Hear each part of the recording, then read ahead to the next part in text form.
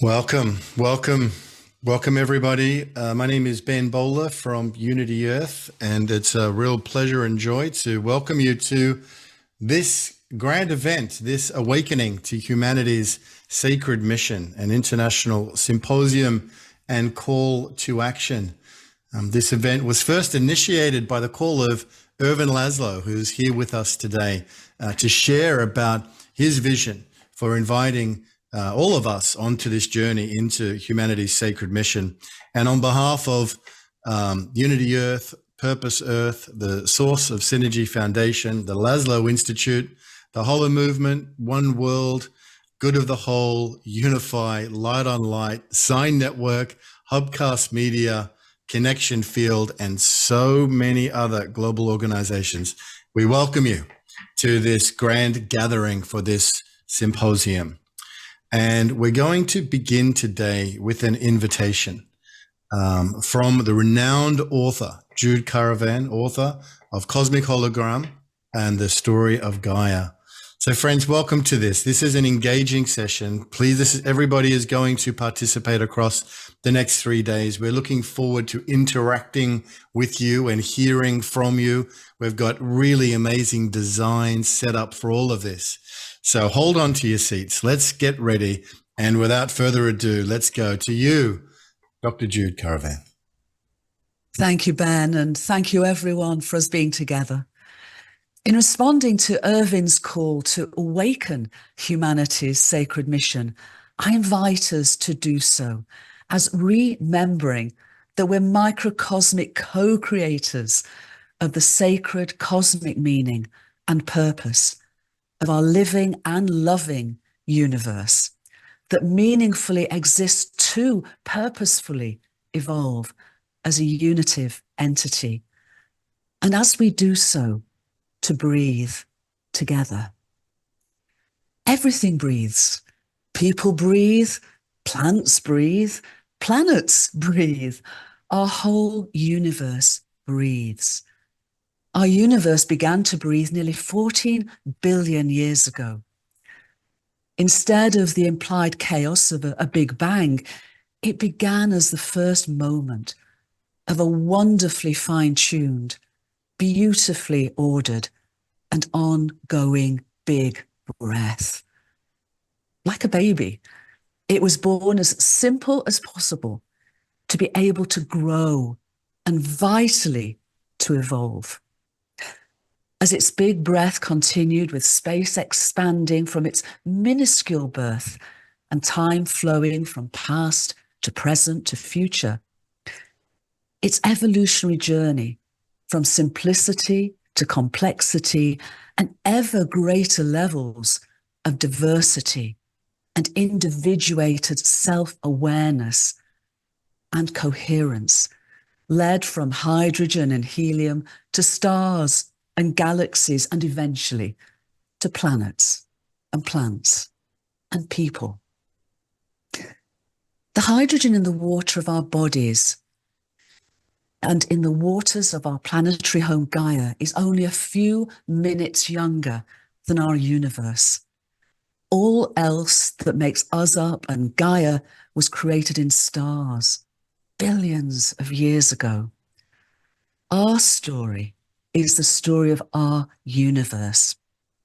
Yet what really is the reality of our universe, and who really are we? Instead of a story of separation, scientific breakthroughs are now discovering and converging with indigenous and spirituality-based wisdom teachings to reveal that our entire universe exists and evolves as a holy, unitive, unified entity with everything interrelated and interdependent with everything else. By individually and collectively remembering that we're inseparable from each other, Gaia and the whole world, it seems to me that our universe is inviting us as family members of its wondrous and vast communities of life to awaken to our sacred mission, to become its and their co-evolutionary partners, and to take our next steps into the dawning and emergent adventure of a unitive age. As its ongoing big breath breathes through us and our little breaths, in every moment, our sacred mission is both vast and intimate. I invite us to take together, and with loving and joyful awareness, 3 breaths, and joined by a golden thread of breath, our shared intention and commitment to awakening our sacred mission and the incredible journey ahead of us. So let's take our 3 breaths together.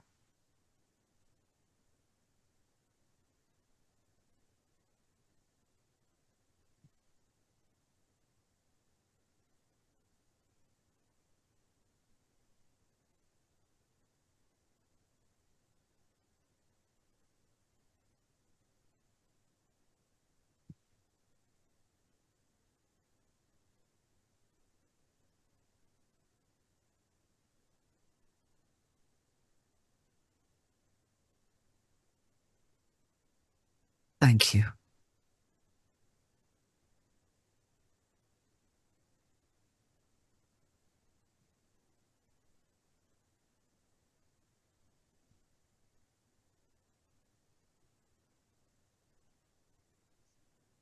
I'm going to read my poem, The Golden Thread, which I wrote in September last year at the sacred site in Greece called Epidavros. Setting out from afar, we are tasked to undertake a journey, to follow our golden thread into the labyrinth of life. Wandering along, we look out for something, when first we need to look inside for stillness. Content in silence within, we can proceed with surer step along the path, present in and to the moment. Sometimes we simply stumble, we lose the thread, forgetting who we are and where we're going. Just wait and trust. Don't think, don't fret, don't rush around. Listen to the quiet voice of your heart, the heart that knows, the heart that deeply feels. Only then can the golden thread appear, and in no time you'll find yourself at home, at the center of the labyrinth of life and love.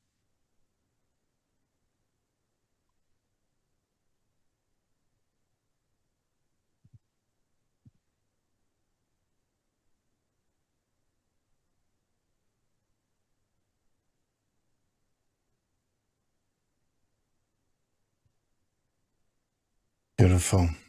Thank you, David. Thank you, David. Thank you, Jude. What a beautiful beginning to today, to this session. Thank you for the big breath and the golden thread. And these are going to run through the whole of the 3 days. Let me just share a little bit about what we're excited about. So many great speakers, so much great content.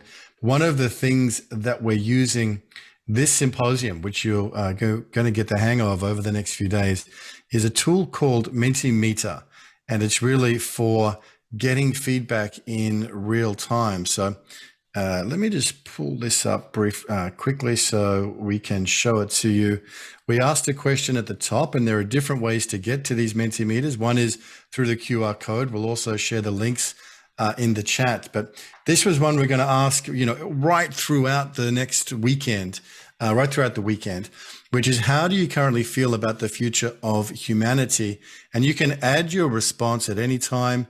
Just go in there. You can either open your camera on your phone and click follow the QR code, or the team will put this link into the chat. Both in the Zoom room, where it's wonderful, by the way, to see 250 people in the Zoom room. That's fantastic. Welcome everybody there.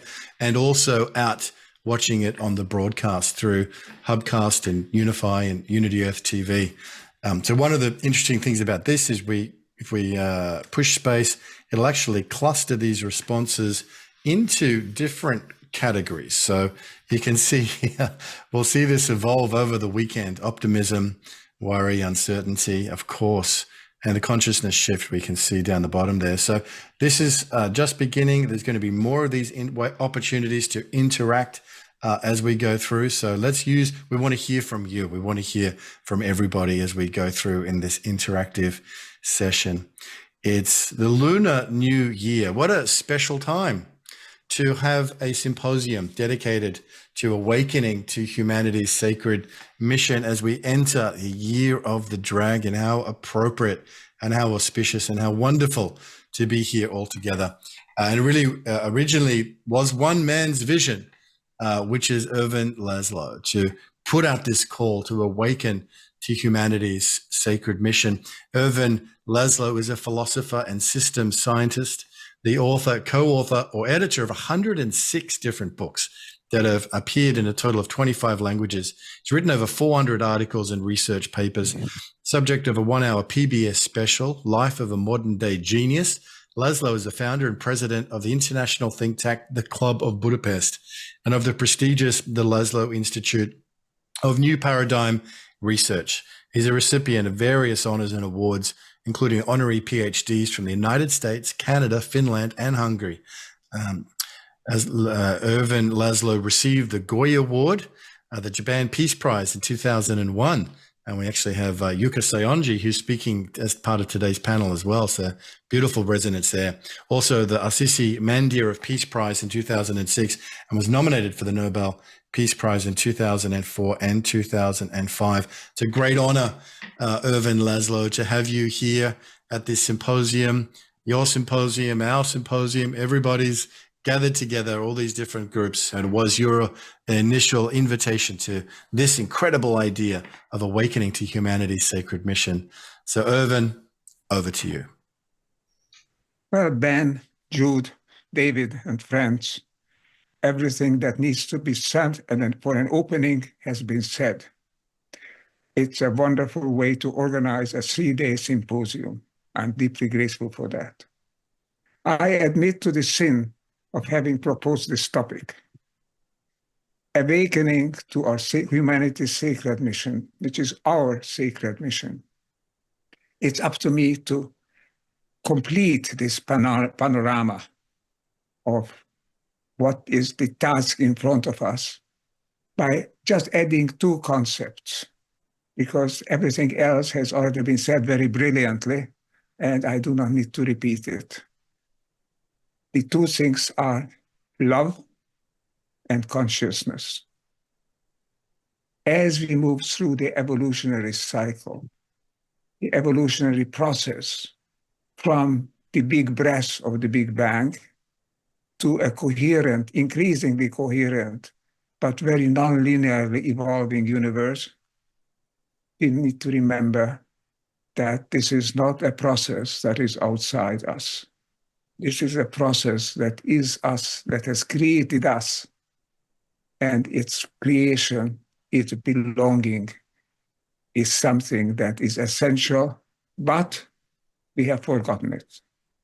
Largely human beings, modern day humanity, is developing, acting as if we would be outside of this big cycle of process of development, of evolution. I like to use a metaphor. Dancing, because we are moving, we are breathing, as we just heard, as we are acting together, responding, provoking, challenging, satisfying, giving birth together. This is a dance, and this dance is with our home planet, with this part of the universe, which is our part, which is our universe. So I invite you to think about this. If you are going to dance with the world around you, as you must, because you are not outside of it, then let's dance with the universe. We access the universe through nature on this planet, through the biosphere, through living things. And because the planet is part of the larger unit, which is the solar system, which is a part of the system of solar systems and the galaxy is part of the meta galaxy. It's all one quantum universe, and we are in it. We have forgotten it. Let's dance with the planet, not just on the planet, not beyond it, but with it. That means that everything we do has to be conscious of the fact that we are a conscious element of a great process, the greatest process we could ever conceive, the evolution of the universe. We are a mini evolution of that giant evolution, part of that holographic process in which every part mirrors and includes all the other parts. Here we are. It's time to take stock. The world as we have known it has changed. We are entering a new era. It's an era that moves from extensive growth to intensive development, from conquest, from trying to own things, back to who we are, back to being a part, not a small part, a decisive part. Because how we feel this is the sense of meaning of love, unconditional love. We are belonging together. And what holds us together is this feeling of love. What is it that's developing? What is it that's growing? In one word, I would say consciousness. Consciousness is emerging in the universe. It's emerging on this planet. And there are myriads and myriads of planets, probably more planets in existence than there are stars in our galaxy. So let's take stock. We are at a historic turning point. What we perceive is how we act, and how we act will define and determine what happens to us and to the higher spheres of life in and on this planet. We are at a point that we need to remember that we are growing, we are becoming something else, something more than what we have really been and should have been. We have had an episode where we moved outside of this giant stream of evolution, thinking that we could conquer it. We could dance outside, we could do everything artificial that needs to be done, satisfy our short-term needs and never mind the long-term developments, the long-term requirements. So it's time to change so that the world around us can change, to become really a part of the giant dance of the universe, a dance of coherence, of increasing coherence. Our purpose, our mission on this earth is to advance consciousness, to make it more coherent, more inclusive, and to bring to this blue-green planet the sense that it is not here by accident, that it's doing something. It's a transceiver of the consciousness that exists in the universe, and that we can perceive, we can elaborate and transmit, so that this blue-green planet becomes a hub of living, loving consciousness. Poetic, yes, but that's good, as David already has shown. But besides that, it's also science, as Jude has shown. It is the new poetic science, the new spiritual science, as scientific spirituality, become part of the evolution that goes on in the universe and become a local hub that contributes coherence and oneness, so that joined with other hubs in myriad places in this galaxy and elsewhere in the universe, together we can join and create the universe as a giant development, a giant breath, if you like, to evolve into oneness, into coherence, into dimensions that only the deepest spiritual prophets and spiritual masters could ever conceive. We are part of that. So let's think about it, but let's do something about it. and let's find out how we can evolve to coherence, oneness, with love in this part of the universe. That's the task of the symposium. How you do it, we have 3 days to work on. Thank you for joining these 3 days. This is a unique chance to remember who we are, what the world is, and to change it to what it's meant to be. Develop away from this episode of trying to conquer, trying to master everything. Come back into the embrace of evolution in the universe. Thank you for taking this on. And remember, this is the beginning. We want to continue. Our sacred mission is to dance with the universe, through the planet, with each other. Thank you for joining us. And I wish we all ourselves and each other a fruitful, a pleasant, and enjoyable, and a meaningful 3 days ahead of us. Thank you to the organizers again. Thank you, Ben, and all. Have done a marvelous job. We are ready to go. Thanks for joining us. Wonderful, wonderful. Thank you so much, Ervin, Laszlo, for that eloquent and beautiful message. Thank goodness this is going to be available to watch on demand, because I think we need to go back and listen to that again and again, that flourishing of consciousness that you're speaking us into. Thank you, Ervin. And Ervin recently sat down and did a longer 30-minute brilliant interview. And we're going to be sharing that link out through all the different places and spaces, because it's really a part of this call to humanity's sacred mission. What you've just done so eloquently in 10 minutes, Ervin does beautifully as he unpacks it a little deeper in this great interview that goes for 30 minutes. So we'll make sure those links are shared around. Thank you very much. Thank you, Ervin. What a beautiful beginning. We're off in a good way. Well done. Please stay with us, because our next extraordinary speaker is Robert Atkinson. And Robert, PhD, author, speaker, and developmental psychologist, is a 2017 Nautilus Book Award winner for The Story of Our Time, From Duality to Interconnectedness to Oneness, and a co-editor of Our Moment of Choice, Evolutionary Visions and Hope for the Future in 2020. He's also the founder of One Planet Peace Forum and Story Commons, an internationally recognized authority on the life story interviewing, life story interviewing, a pioneer in the techniques of personal myth-making and soul-making, and a member of the Evolutionary Leaders Circle, a project of the Source of Synergy Foundation. Bob Atkinson, it's wonderful to have you here in the symposium, and we're looking forward to hearing your, following Ervin's comments, your own keynote as we begin day one of the symposium. Thank you, Ben. It's a great pleasure to be here with you all. And I want to thank the esteemed Ervin Laszlo for gathering us around this most vital theme. We're all here with a common mission, as well as a personal mission. There's humanity's collective sacred mission, and there's also each human being's individual sacred mission. Together, these all add up to countless ways of making the world a better place. This symposium is designed to make the sacred mission for each of us much clearer. As we each carry out our individual sacred mission, the collective mission becomes fulfilled.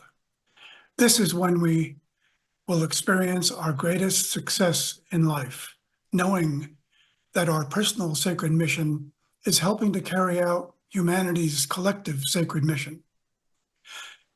So I'd like to offer a big picture, holistic context for this theme from an interspiritual perspective that might serve as a container for what will be filled by all the contributions to come during this symposium. At the end, I'll add what our sacred activism might look like. The upshift in consciousness we're witnessing now has been a long time coming. It's really the culmination of a long evolutionary process. At the turn of this millennium, Brother Wayne Teasdale recognized this flow and put it all in perspective when he saw a shift in consciousness bringing about an interdependence of all spiritual traditions, a new interconnected universal civilization, and an emerging unitive consciousness available to all. He said this shift comes from the heart of all mysticisms, and this points to what Teilhard de Chardin referred to as a single energy at play in the world. We are at a watershed moment in humanity's progress toward fulfilling its sacred mission. A unitive force is impelling humanity toward its destiny. In our time, a universal spirituality is emerging, bringing humanity within reach of its sacred mission. Initiating periodic leaps of consciousness, each sacred tradition has contributed a unique quality in this unfolding process of humanity's spiritual heritage. In The Essential Mystics, Andrew Harvey identified these interrelated ways of approaching the unfathomable mystery as, from the first people's traditions, the way of reverent intimacy with nature. From ancient Greek mysticism, the way of beauty. From Hinduism, the way of presence. From Judaism, the way of holiness. From Taoism, the way of the Tao. From Buddhism, the way of clarity. From Christianity, the way of love and action. And from Islam, the way of passion. And in the mid-19th century, out of the division, discord, and inequality of Persia, Baha'u'llah, founder of the Baha'i International Community, renewed the spiritual verities by focusing on the way of unity as the means of healing the ills of an ailing humanity. This primary principle is vividly expressed in his statement: the well-being of humankind, its peace and security, are unattainable unless and until its unity is firmly established. This mid-19th century refocusing of spiritual values was followed by advances in all realms of human rights, from the end of slavery to women's rights, to the first convening of the world's religions and the long struggle for civil rights. With these advances, humanity is entering the unitive age, a time promised by all sacred traditions when humanity will restore the world to wholeness, bringing about a new earth by establishing unity, harmony, and coherence on a global scale. We can see this unitive age and humanity's sacred mission as the fulfillment of the age-old vision of peace on earth. This next stage in the evolution of the planet will be when the universal golden rule is writ large and carried out on all relational levels. However, this long-awaited future depends upon the continued convergence of science and spirituality, because they are halves of the same whole, or complementary perspectives on the same reality. They both help us to understand the mysteries of our universe, identify the single force guiding evolution, and live in harmony with all things. Science and spirituality already converge in recognizing that the entire creation is the fullest embodiment of wholeness, and that unitive consciousness is the organizing principle upon which the entire universe was formed and still guides its ongoing evolution. Unitive consciousness in action is when our work in the world becomes one with that wholeness and motion all around us.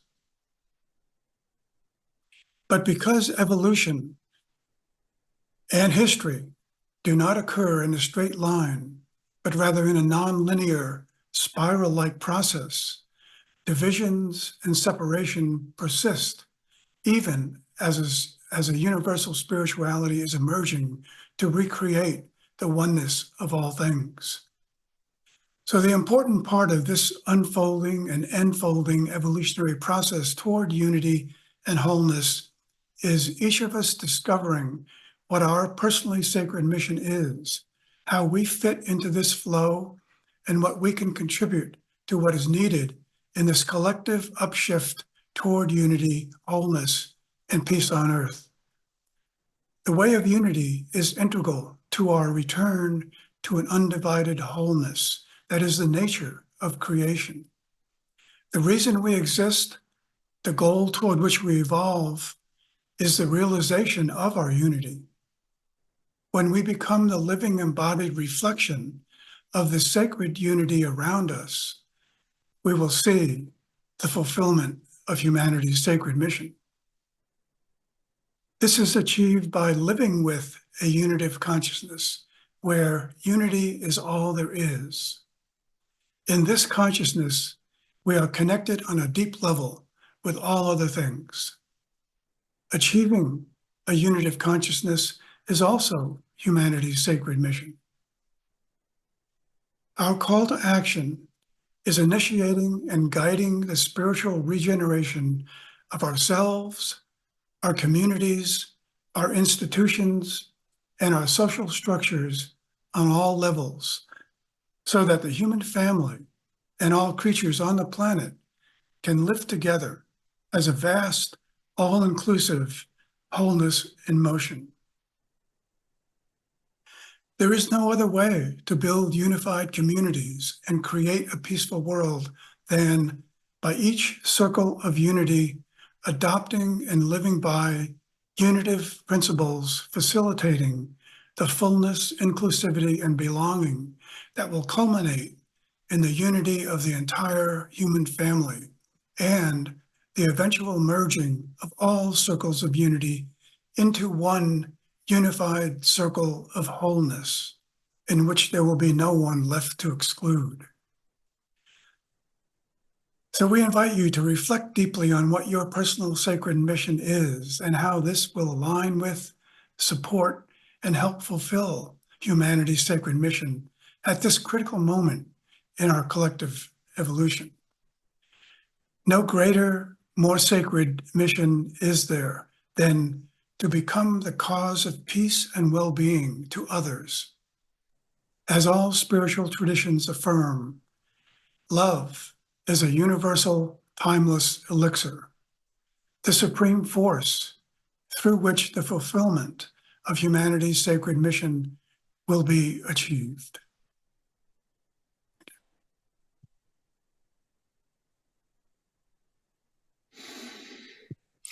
Bob Atkinson, thank you. Thank you so much for that wonderful discourse about the spiritual dynamics and the philosophical aspects and the urgency of fulfilling humanity's sacred mission in this time. Thank you, Bob. The position papers that you and Ervin had laid out months ago, which really have set the scene for everything that's unfolded since in this extraordinary global collaboration. And thank you again for that beautiful presentation. There's a lot of resonance in the chat over in the participants room, and people really enjoying what you were sharing. So thank you, Bob, for that eloquent piece. Let's pop back briefly to the Mentimeter. I just want to flash it up again for people here. So you've got it up there, so I don't need to share my screen. So there it is. You can see it up. And if you just scroll down, you can see the many different responses that are coming through. I'm not controlling that screen, but you can see the QR code will allow you to participate and to input into what you want to say there. And then we'll put it into categories a little bit later on. So I want to also mention this is a 3-day across the Lunar New Year. And then on Sunday, the 18th of February, something very special as part of this symposium is the harvest. And we have 2 sessions, also 10 a.m. Eastern time and 6 p.m. Eastern time, to come back together as a whole community in the one room, in the participants room, and get organized, coordinate, go forward in productive ways. So that's a very exciting, after these 3 days of rich engagements and conversations, sharings and discussions, to gather again on Sunday, the 18th of February. So very important that everyone is aware of that. All right, our next speaker is another extraordinary global sacred activist, I think would be a good way to describe it, coming from an amazing family that has dedicated their lives to facilitating and advancing peace on earth. Yuka Saonji is deputy chairperson of the Bayako Shinko Kai, spiritual organization dedicated to world peace and raising the consciousness of humanity that originated in Japan over 50 years ago. It was founded by Yuka's grandfather, Masahisa Goi, who advocated the universal peace prayer, may peace prevail on earth. So many of us have got these peace poles, as you'll see behind me, and 200,000 of them around the world, who advocated the universal peace prayer, may peace prevail on earth. Bayako teaches the divinity of all humanity and hosts interfaith events such as the Symphony of Peace Prayers, where leaders from different religions are invited to lead in their peace prayers, with more than 10,000 people pray together in harmony with each and every prayer. That's at Mount Fuji in Japan. Yuka also works with the sister organization of Bayako, the Goi Peace Foundation, which has done amazing work all around the world with youth and projects for peace. She's also involved in the World Spirit Youth Council, which is a movement to activate spirituality among young people from many countries. Yuka-san, it's wonderful to have you with us. Welcome to the symposium. Thank you so much. It's such an honor to be here. Thank you so much for that amazing introduction. It has been my grandfather and my mother who has been doing all the work, but I'm just really honored to be here among such wonderful people, amazing people that I deeply respect, and also to know that there are 200, 300 people joining us and are together for this sacred mission. I think this will come up a lot of times, but for me, or for us as Byako Shinkoka, I think the humanity's sacred mission is really to know truly who we are. And I think the history and our common knowledge, or our society has been giving us so much information that we really lost the truth of who we are, that we are set to start in a totally wrong starting point. We're just a physical body or a being or someone that can't do anything or whatever, but we have this starting point, and we also set a wrong goal to what our life is or what we are. And so we say we want a wealthy life or a rich, successful, famous, whatever. And so from route A to route B, if we have the wrong starting point and the wrong goal, whatever route we may take, in the end, it's meaningless and we feel kind of empty. But the whole reason of that is that we forgot who we truly are, and we're not on the right starting point, and we're not aiming for the, I don't want to say right, but the true goal of who we are and why we are here on earth. My grandfather, Masahisa Goi, always uses the example of the sun and the ray of the sun. And I really love his metaphor. He always uses, I'm going to use the word God, but I hope that doesn't cause, for me, when I use the term God, it's about the source or the life force or the divinity. But I just use the word God because that's how we always expressed it. So my grandfather always used the sun and the ray of the light as the connection between God and human beings. There's the sun, the beautiful sun, and then there's the ray of the light that's coming from the sun. And I think each one of the rays are the humanity. And is the ray of the light the sun itself? No, but it's definitely the expression of the sun, and it comes from the sun. And when we go back to our origin, we'll greet the sun, we'll be one with the sun. The same thing as human beings, we are the expression of God, and we are one with God. And we our goal in life is to go back to our origin and through our journey to express who we truly are, which is that we are one with the source, with that beautiful source. And my grandfather always says, the more closer the ray of the light comes to the earth, the more invisible and less seen it becomes, but it's there. And I think humanity has lost that connection. And we believe that it's so important to go back to that truth of who we are as humanity. And I'm just going to share a screen so that I can share with you my grandfather's words in his own words. I'm sorry. I'm just gonna. Oh, sorry. I lost it.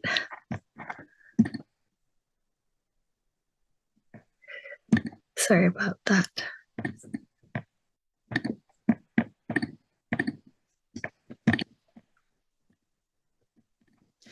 So this is him and his words. Humanity has physical body, but we are not actually that. There is light that is flowing through pure conscious, that is light, and that you must not think you are the body. Please let go of the concept that we are our physical body. And to deny that we are one with God, to say that we are separated from God is denying your truth. Then we are in darkness because we deny our light.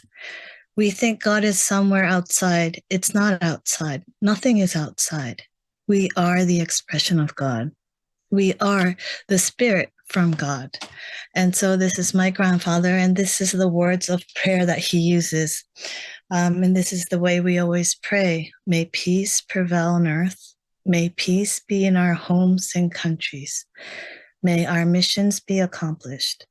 We thank you, guardian deities and guardian spirits. And when he talked about our mission, like Mr. Atkinson was saying, we also have our own personal mission and humanity's mission. So each individual have our own life mission, but the whole bigger, greater human's mission is to show up as who we truly are, which is the God of the love of God, the light, the consciousness of where we come from, and to express that as truly who we are. That's the way he says the mission.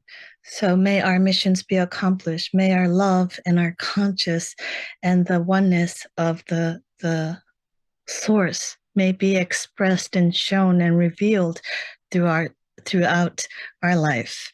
And he always says the guardian deities and guardian spirits, we can call it angels or anything, but knowing that this physical body is not the whole thing, and that there are many worlds beyond our physical third dimensions, and to be connected to that allows us and open up to realize the true existence of who we are. And then there's my mother, Masami Saonji, who took on over my grandfather, and she came up with this word, ware soku kaminari, and this was 30 years ago. And the first Chinese character, ware, is I, soku is instantly, kami is God, and nari is am. So we kept saying to ourselves and each other that I am instantly God. And then a few years later, she also brought up this word of Jindui, which is humanity, instantly is God. And it's one thing to just understand this by knowledge or as like words. But what was amazing about my mother is you can't just learn it, you really have to embody it. So she came up with this mission called the Shinjin Program, which is the Divine Being Program. What she made us do, and this was 30 years ago, first of all, she made us buy a counter like this, Go out to a public where there are many people. Look at people who cross in front of you. And every time you see a person, you count, saying, she is a divine being. He is a divine being, this girl, this child. And we click on for 70,000 times until it really, truly becomes our true knowingness. Or she also made us do this mandala project, which is a 2-meter lines of 105 concentric circle. So when you look closely, it's written about that I am a divine being and that humanity is a divine being. And we also use the mudra, which is the way we express that. In Japan, there's a word called kotodama and katadama. Kotodama is the first word is words, and Dhamma is the spirit. So that it means that words carry spirit and that therefore the words have power. But we also have this word called kata Dhamma. Not many people know about this word, but this kata is form or movement. Also has spirit. So we also have a mudra that expresses that we are all divine and that humanity is divine. And we use our whole body and our breathing to be one with that teaching and understanding. So it's really a long process to unlearn what we've learned about who we are and just rewiring ourselves to really, from our body and our minds and our spirits, that we are a divine spark. And so the call of action for me is to say, try the Shinjin program if you'd like, because it really changes you. It's one thing to learn that we are a divine being, and it's another to have a counter and count and look at a person and say, she's a divine being. Everyone is a divine being. And then there's the divine in spark in mudra, which is the most recent mudra that came out 7 years ago, expressing the movement that we are all a divine being. And lastly, to visit the Fuji Declaration, which has been born through Mr. Laszlo and my parents, to say that to ignite the divine spark in all beings, and to look at the world and say, what would the media look like if we understood that we are all a divine spark? What would education look like? What would the medicine look like? And we all help each other as a community to pursue that vision and truth. So that's my sharing for today. Thank you so much for letting me be a part of this. And I hope we can all walk the true journey as human being, recognizing that we all are this divine being on earth. Thank you so much. Thank you so much, Yuka. Saonji, thank you so much for being with us. That was such a beautiful sharing and spiritually uplifting. And I know it's well past midnight for you where you are in Japan. So thank you for your commitment and dedication and devotion. A lot of beautiful comments in the chat talking about the wonderful things that you were sharing, but also acknowledging your grandfather and your grandmother and your mother and your lineage and your father. So thank you for sharing that. And let me just say that we're very excited to be coming to Japan in September as part of the Unity Earth U-Day 2024, Land of the Rising Sun. As part of that series, it goes all the way back to the last year of the dragon in 2012 when we started in Thailand. But that's going to be an amazing coming together. Thank you, Yuka, for all the work that you're doing on that to set the ground. And everybody is welcome to join the Tokyo Convergence, the Mount Fuji Fields of Healing, and the Hiroshima broadcast on the International Day of Peace. So you'll hear more about that and coming together. And it's a beautiful connection with Ervin and the Fuji Declaration and everything that the connection here. So deep, deep, deep gratitude to you, Yuka, and all the family and all the organizations that are represented there. We're very grateful, very blessed to have you with us today. Please get some rest, Yuka, if you need to as well, but stay with us if you can. Our next speaker is going to be Joe Martino. So Joe Martino is a thought leader, writer, and somatic coach whose work integrates modern science and wisdom teachings to explore the nature of individual and collective transformation. His professional work began in 2009 when he founded Collective Evolution. His platform has brought insights around consciousness, personal transformation, ancient wisdom, systems thinking, and emerging science to hundreds of millions of eyes.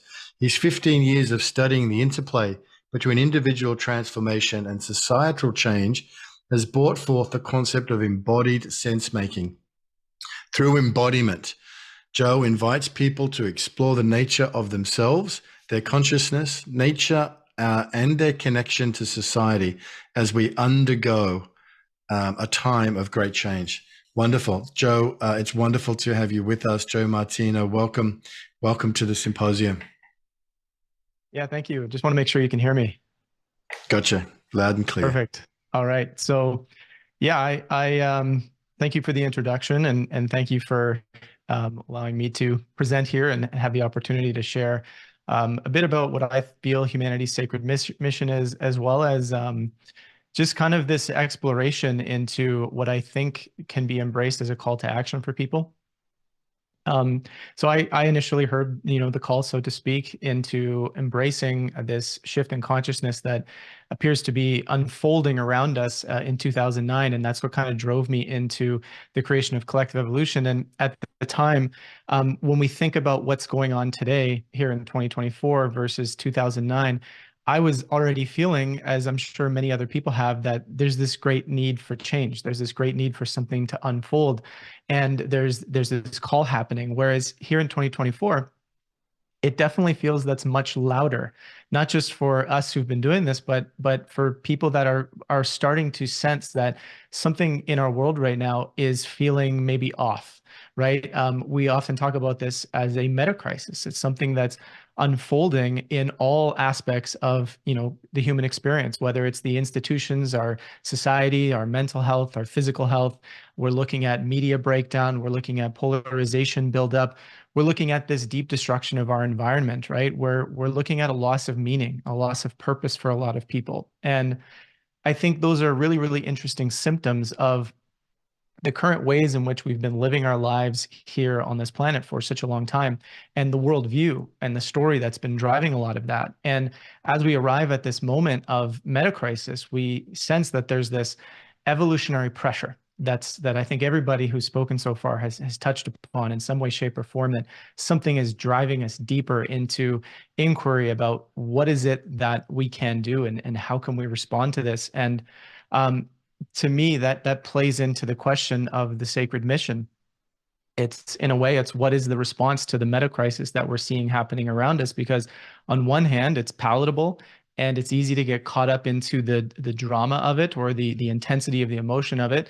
But on the other hand, there's something emerging from it that is a sacred mission. And to me, and I think this has been mentioned a few times already, but that sacred mission is this connection back to something much deeper, much greater than ourselves, that includes our place within nature, that includes the acknowledgement of what it means to be part of this community, not just on Earth here, but perhaps even galactically, perhaps even universally, right? And I know that sometimes it's a little difficult to stretch our consciousness to those depths, but I believe that is part of what we're experiencing, is this expansion of who we are, what we're connected to, and sort of the interconnection that exists, and how that ultimately will drive the change in the way we feel, the way we experience ourselves and our world, but also the actions and decisions that we make.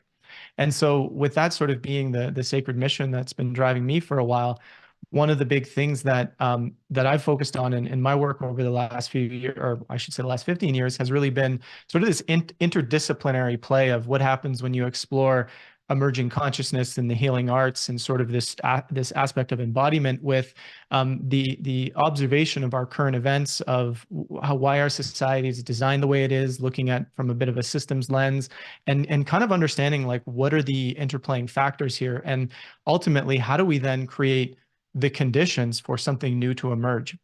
And so we've kind of been focused on this concept that I perhaps I came up with, perhaps it already existed, I'm not sure, but I've been calling it embodied sense making for the past little while.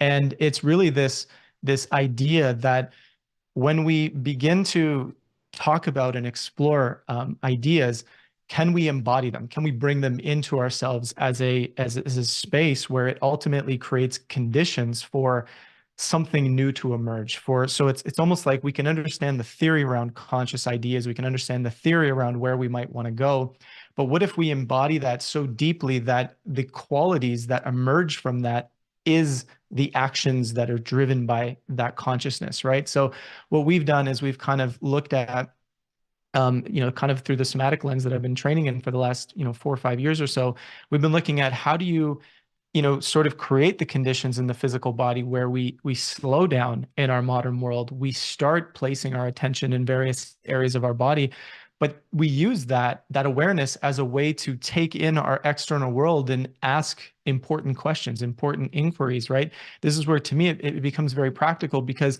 we can be triggered by something that's happening in our world around us, or we can get into conversation with people about what some of the solutions are to the challenges that we have. And we're noticing a lot of polarization, a lot of divide. We can't get on the same page together. And a lot of that, if you are embodied and you kind of look closer, there are moments where we're maybe becoming defensive, or we're maybe othering the other person, or we're maybe not really considering, them as a stakeholder in this whole experience. We're not considering their perception or their experience. And so this process of embodied sense making is really to say, can we embody so deeply that we can integrate every single person's experience, and we can integrate the reality of what's driving our current world now, such that we can, instead of having such a judgment towards it per se, we can see where it's coming from. And then while embodying a new and emerging consciousness from this place of presence and creating the conditions for something new to emerge, we can then have conversations about what is being felt, what is wanting to come out of us as this sensation, as this feeling of what we could create together.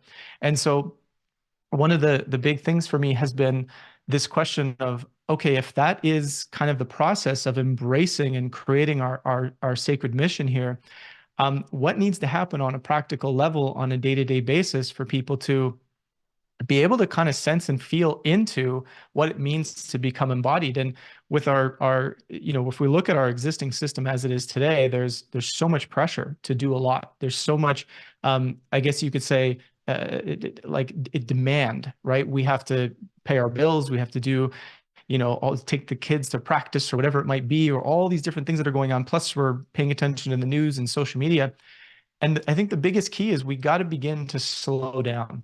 And we got to create that space within ourselves to come back to our body, to sense the subtle energies of our body, to sense something deeper, get into our hearts, right? And really do this and take this seriously as a practice, because the more we do this, the more we create the conditions in ourselves to be able to respond to the moment in a healthy way, to get some of the traumas or the ways in which we have been, let's say, changed at a deeper wiring level by our existing system. We kind of get some of that out of the way, and we allow something deeper in ourselves to emerge. And from there, the clarity of what might be our individual mission begins to emerge, right? The clarity of how to connect on a collective level begins to emerge. And I believe deep within our DNA is this understanding of how to create a world where humanity thrives. And of course, humanity is part of nature. So if humanity's thriving, nature's thriving. We've only separated ourselves from nature in our current worldview. But if we get deep into that understanding within ourselves, the qualities, the endogenous qualities of that state of being will create a thriving world naturally. So I think the key is to get back within, and then have conversation and have planning sessions and have exploration from that connected state. And I believe that's what will help to emerge a new thriving world. But that's it. That's all for me. Thank you so much. Thank you, Joe Martino. That was absolutely brilliant. Thank you, Joe. Really enjoyed very much hearing your expressions of that, and looking forward to learning more about your work and connecting more with it. A lot of really positive comments in the chat. We'll make sure we save that and share it around. Joe, thank you Thank you for being with us. Hope you can stay with us, and really enjoyed that expression of your wisdom and your learnings and your lessons as well. So we're very richly blessed. And Joe Martino came to us through the amazing network of the evolutionary leaders and through Diane Williams. So thanks to Diane for connecting you in. Joe, that was a really great contribution, brother. Thank you. All right, we got one or two more visionary speakers before we get to the engagement session, which we're really excited to jump in, everybody in the room. But we've got some amazing global speakers to come through. It really is an incredible global network that's come together. Imane, Assaf came to us through Purpose Earth, primary sponsors of Unity Earth. And let me give a shout out to Purpose Earth, who have just recently been honored with an Anthem Award, prestigious Anthem Award. And well-deserved as well. So thanks to Purpose Earth, we have our next speaker, Imane Assaf. Imane believes that generosity and kindness are powerful tools to be implemented into our personal growth. To be able to spread that to the community is an amazing thing. She founded the Beirut, Lebanon-based NGO Al-Hafawda in 2013 with the goal to support, provide for, assist, and sustain basic necessities for Lebanon's most vulnerable communities. Al-Hafawda organizes cultural festivals, environmental protection projects, and provides much needed food, clothing, and medicine aid. In 2019, Imane co-founded the NGO Art of Change. What a beautiful name, Art of Change, also based in Lebanon. Art of Change promotes hope by beautifying communities through creating breathtaking murals and turning the streets into large public galleries. So far, they've created over 200 murals across Lebanon. Imane Assaf, it is absolutely delightful to have you back with us, and welcome to this symposium, Awakening to Humanity's Sacred Mission. We're delighted to have you. Thank you, Ben. I'm humbled to be among such amazing speakers. Thank you so much. I'm happy to share my vision and how I see the approach that we work with on the humanity. I believe 2024 is a year for contemplating what has unfolded in the realm of humanity, urging us to deeply reflect upon the tapestry of human existence. It's a time to discern between right and wrong and to heed the call to embrace the sacred mission of humanity. The difficulty and challenges in delivering humanitarian aid lies not in the assistance itself, but rather in the unfortunate prioritization of aid based on political correctness and approval by global powers, rather than addressing the stark realities of famine, deprivation, and extreme poverty. Regrettably, in recent years, humanitarian efforts have been overshadowed by commercial interests and potentially skewed by monetary considerations that fail to capture the true essence of humanitarianism. In the wake of the recent international crisis and economic collapses, we are presented with a clarion call to shift our focus from a profit-driven economy to one centered on human flourishing. This is not merely a dream, but a tangible reality unfolding before us, a movement towards an economic empowerment, community engagement, and a new world order guided by the principles of compassion and empathy. I live in a region where we are constantly faced with economical and political crises, to international feuds and wars which ravish and tear at the fabric of our societies. The challenges we face are monumental. Yet in the face of these trials, we choose and are determined not to falter in our commitment to the sacred essence of humanity. For a decade, NGO Al-Hafawda, which means the best chaos, despite the mentioned challenges, has remained unwavering in its commitment to humanity and community. We have stumbled, we have learned, but we have never strayed from our core mission. We recognize the delicate balance between meeting needs and preventing exploitation. The fine line between necessity and greed is evident to us. And as an NGO, it is our responsibility to empower communities without fostering dependency. Therefore, Ahla Fawda have adopted an approach focused on engagement and empowerment, aiming to preserve dignity while offering alternative solutions. Ahla Fawda's latest initiative, the Eco Hub, launched June 2023 with the support of Purpose Earth and other partners, embodies our dedication to human-centric endeavors, serving as a one-stop shopping experience. It provides equal opportunities to all. Through this endeavor, we are establishing a parallel economy, utilizing waste as a currency to directly benefit the underprivileged, while also offering educational and upskilling opportunities. The Eco Hub adopts a unique twofold approach. Beneficiaries participate by bringing recyclables to the Eco Hub, fostering a culture of environmental responsibility. The recycling unit serves as an eco bank, offering points or cash in exchange for the recyclables brought. In return, individuals can benefit with their collected points from our grocery store.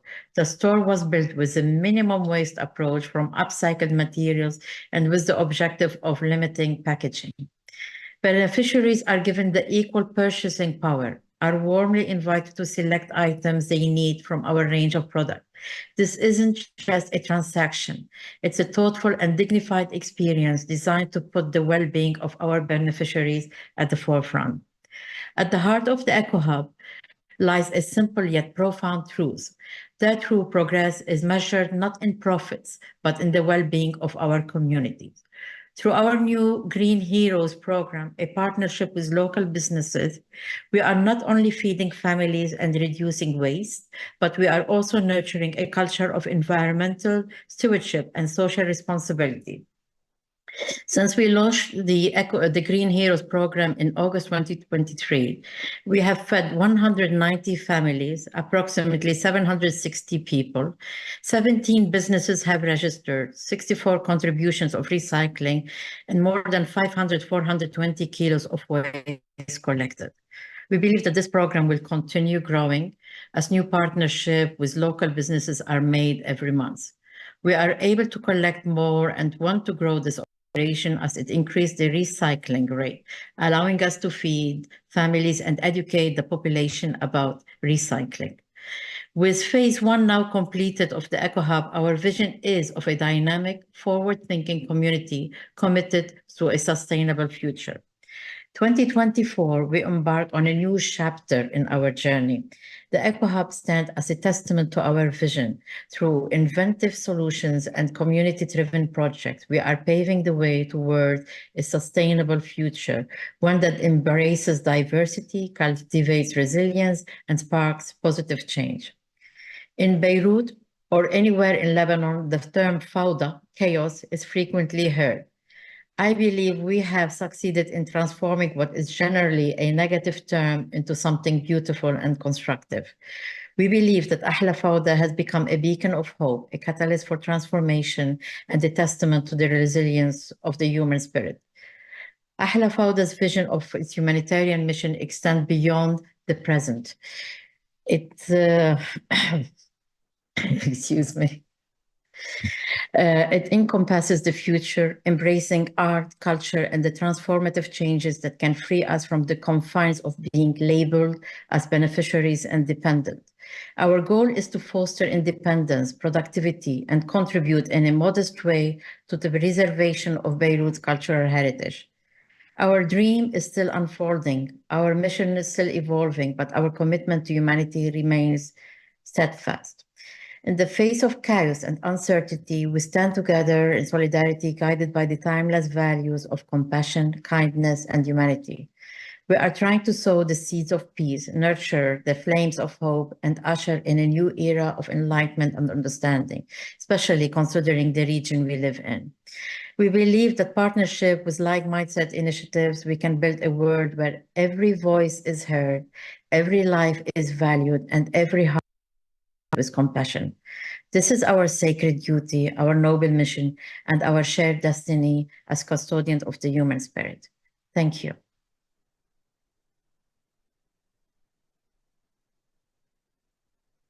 Thank you, Imane. Thank you so much for sharing that incredible work on the ground, active on the ground in Beirut. You know, of course, one of one of the more challenging contexts and parts of our planet. You're doing extraordinary work there and continuing to evolve new projects and continue to use that creativity and that positivity with your partners in your team to bring transformation and value to the communities there. So deep gratitude to you, and we look forward to much more to come and engagement as to how can we coordinate and organize and collaborate in even more effective and powerful ways. Thank you for being with us and for blessing us with your message today.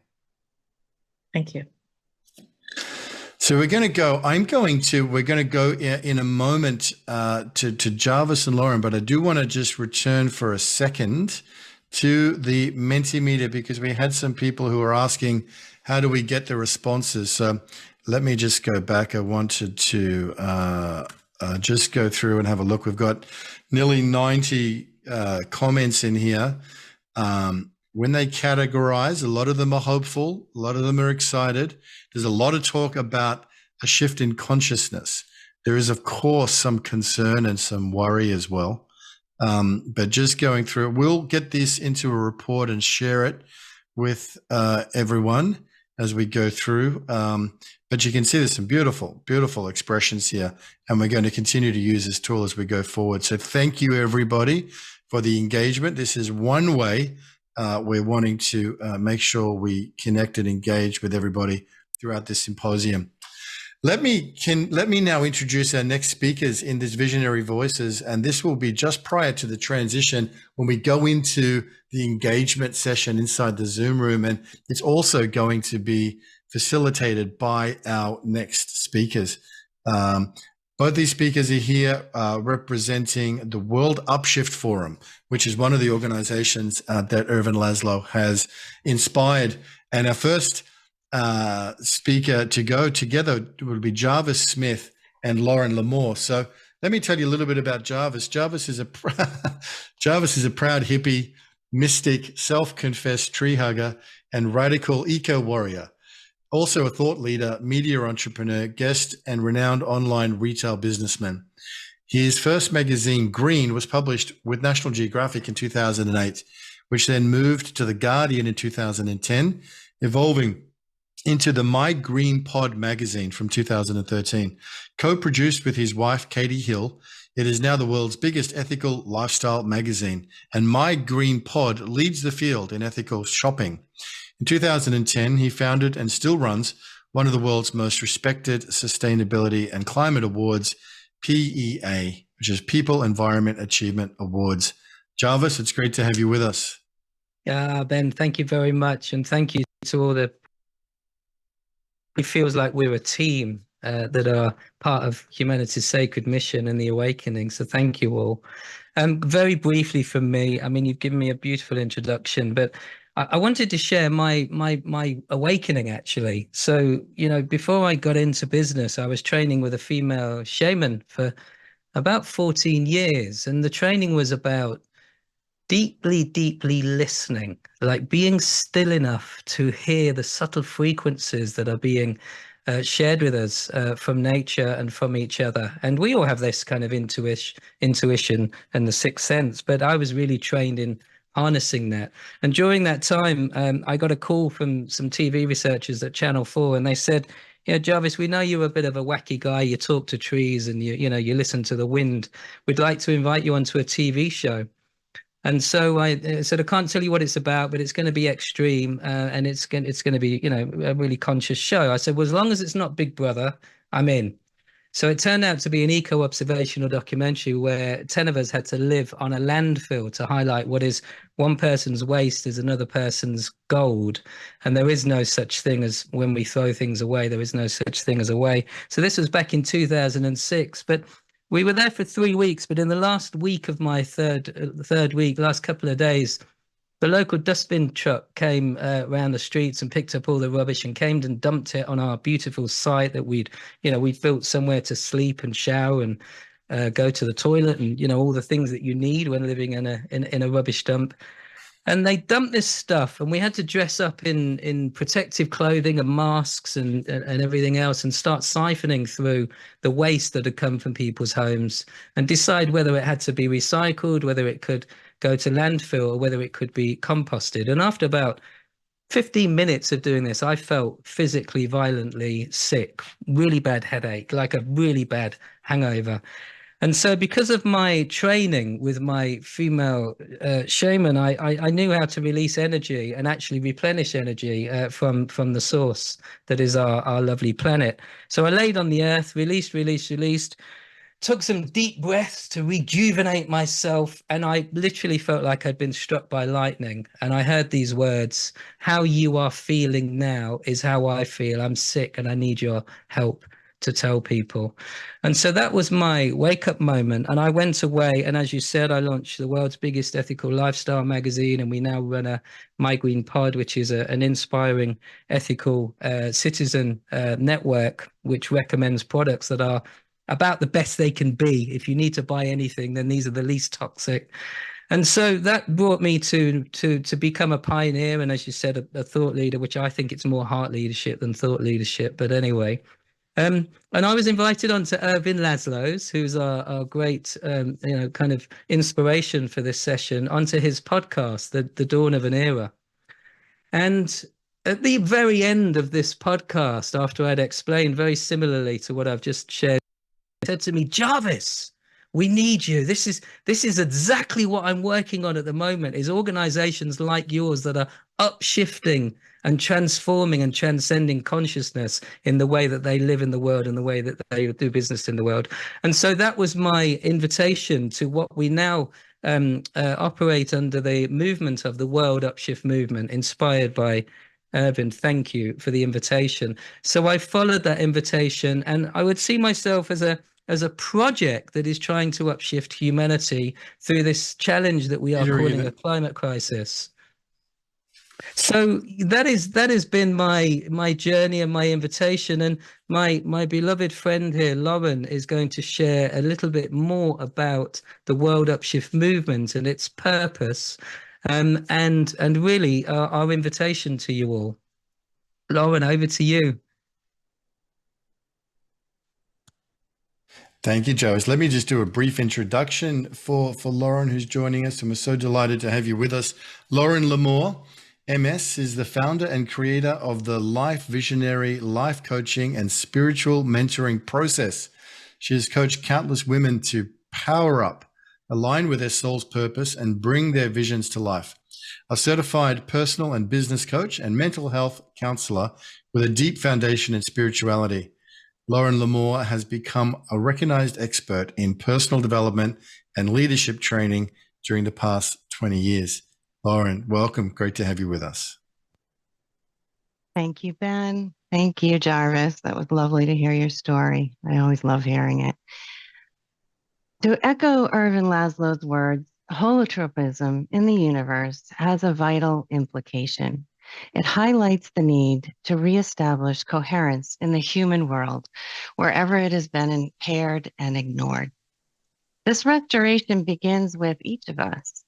As beautifully noted by my colleague Jarvis, engaging in inner work, quieting the mind, opening the heart, and aligning with the cosmos ushers us into a profound truth, a state where we are reminded of our divinity and our interconnectedness with all that is. The isolated, separate self hinders our evolution, and we are called to transition to this new state of being.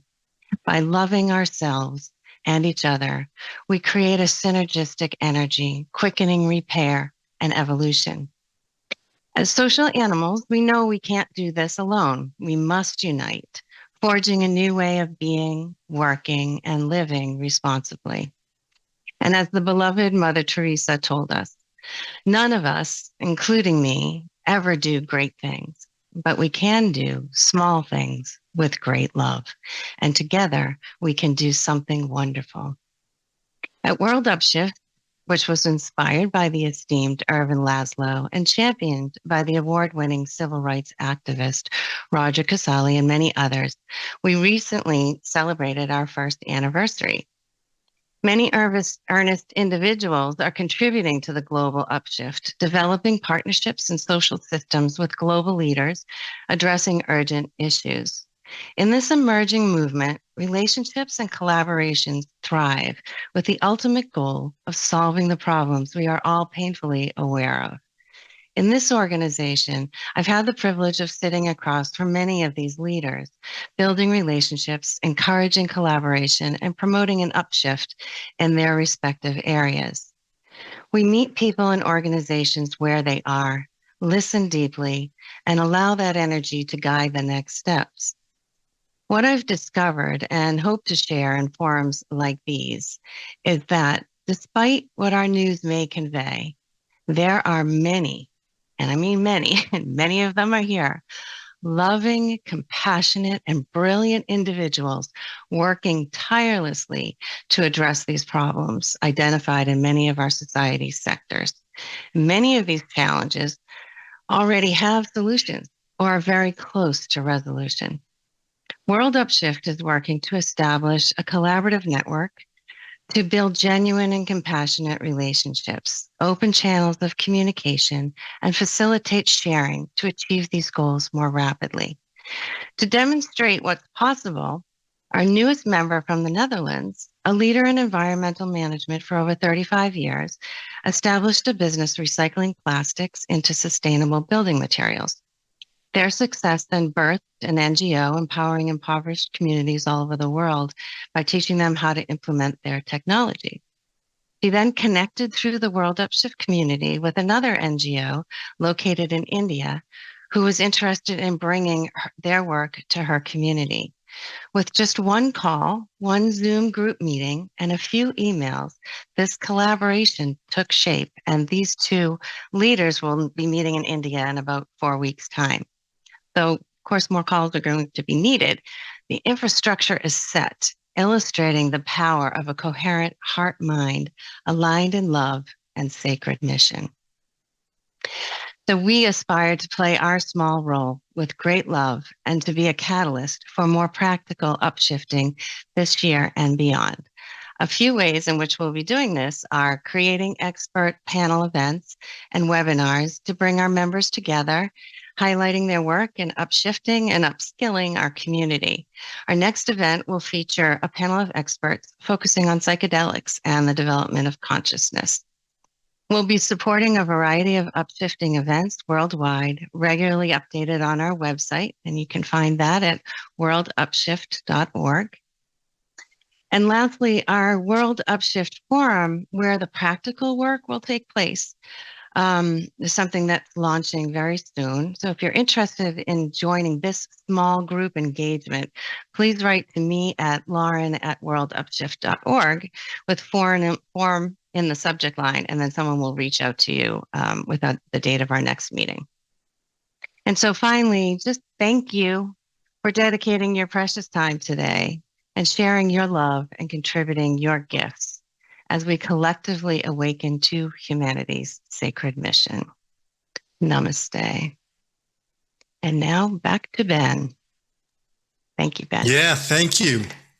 Thank you, Lauren, and thank you, Jarvis, for sharing that. Beautiful stories, personal stories and experiences, the World Upshift Forum, and also your incredible personal platforms and projects. Lauren, I loved hearing about that synchronicity that is, bringing people together and then fomenting these global projects at the local level. That's such a huge part of what we're able to do, and I think what Imane was talking about before that and everything that Purpose Earth is striving to do, and My Green Pod and so many other organizations is really about stimulating transformation at that local level right around the world. So thanks for bringing that beautiful story and how these, things can come together and birth something new. And something impactful and productive and valuable, gives all of us a lot of hope. So we're going to transition now into the engagement session, and Jarvis and Lauren have prepared a word cloud on the Mentimeter to do this, and Jarvis is going to do something really special to kick off the engagement session when we get over there. Which we're going to keep as a bit of a surprise, but we need your participation. So what we need you to do, this one is a word cloud. So get your phones out and this is a new QR code.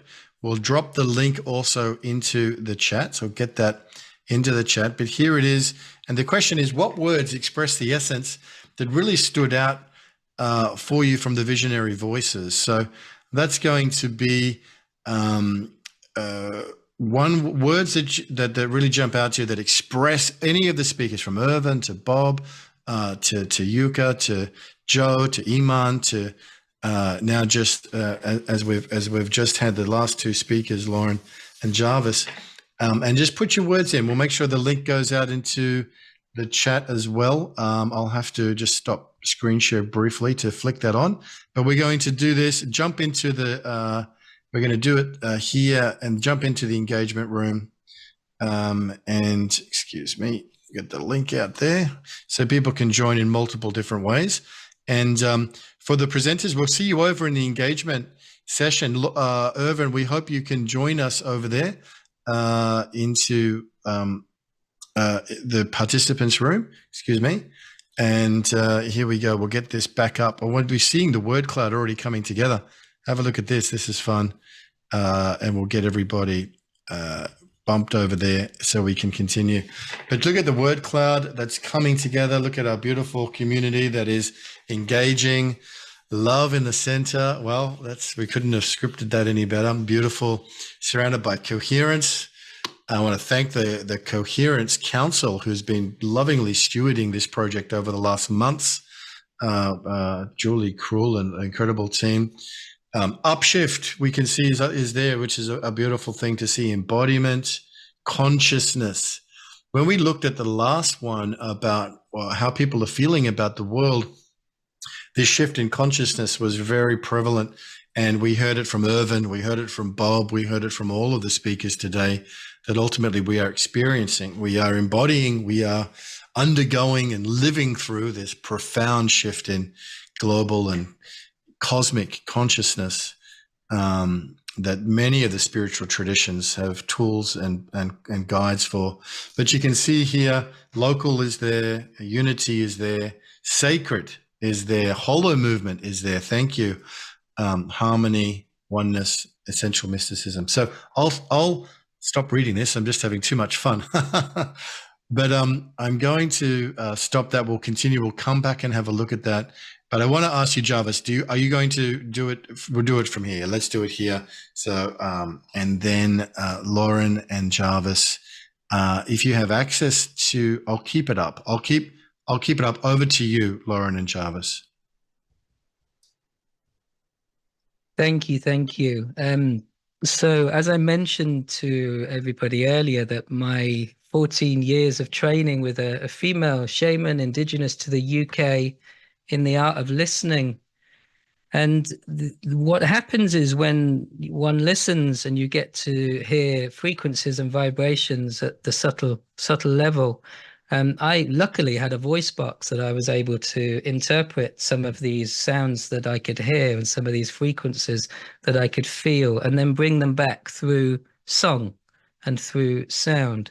So I'd like to invite everybody to, I call it changing gear, perhaps to go inwards for a moment, to integrate the collective consciousness that is emerging through this session.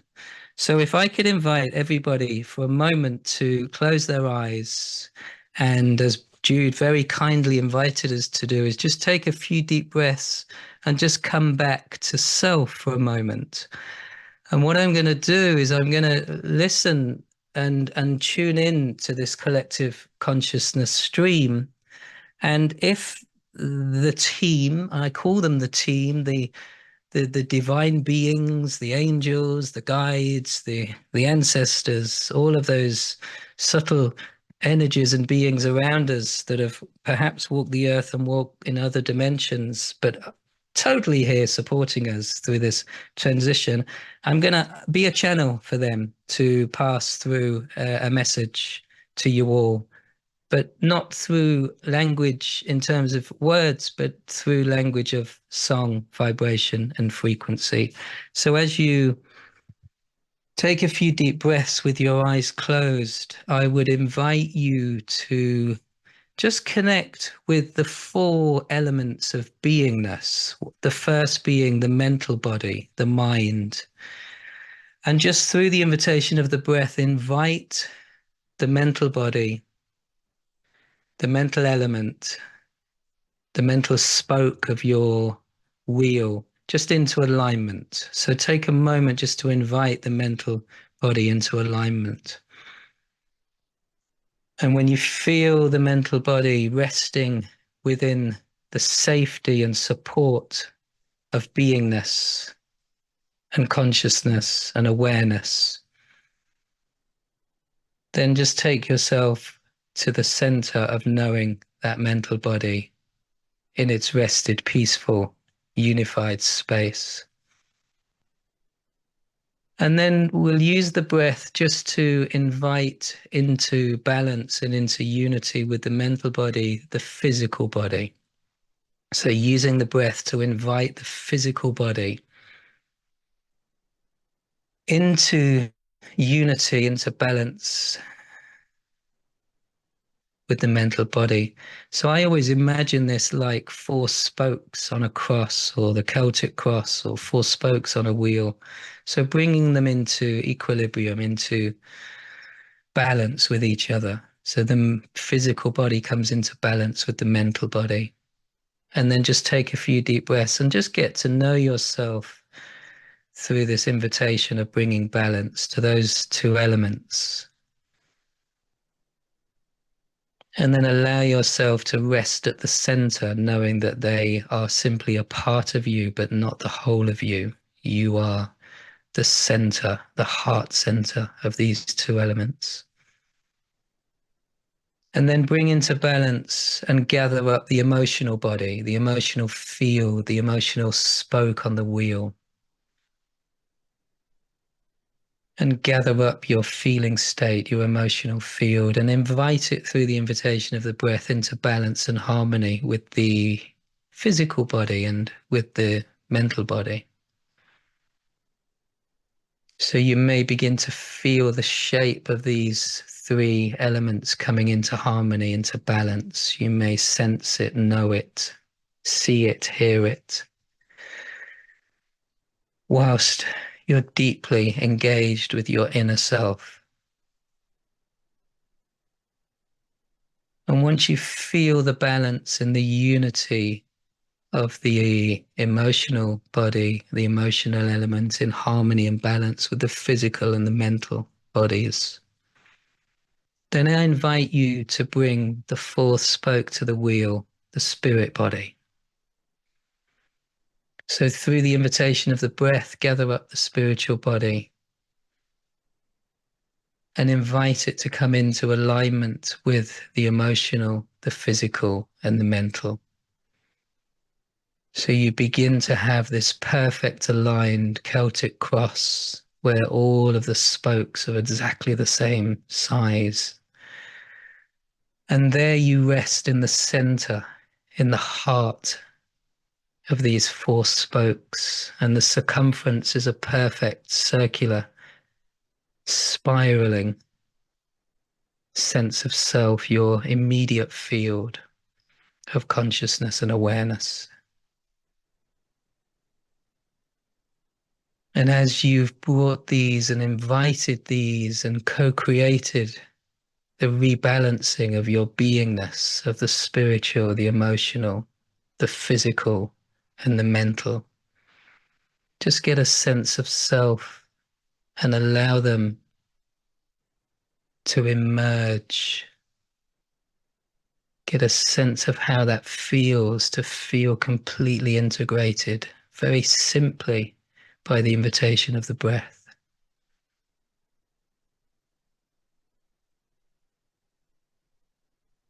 And I invite you to open the back of the heart, open the back of the heart center,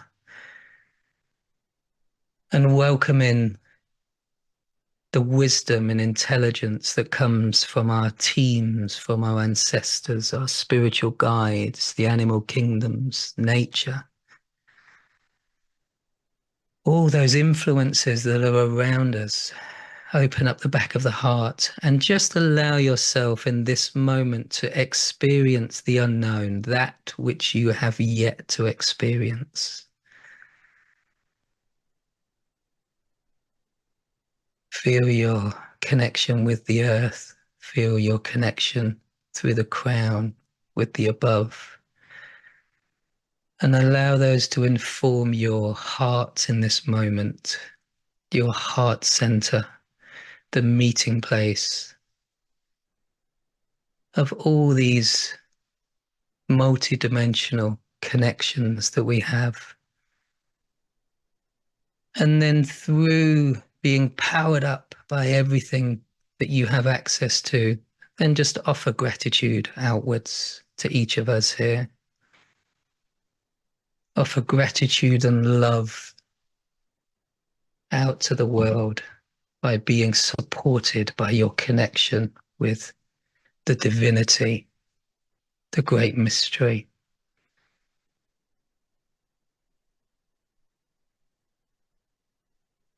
And recognizing as you are offering outwards your love and gratitude and appreciation that you are also receiving.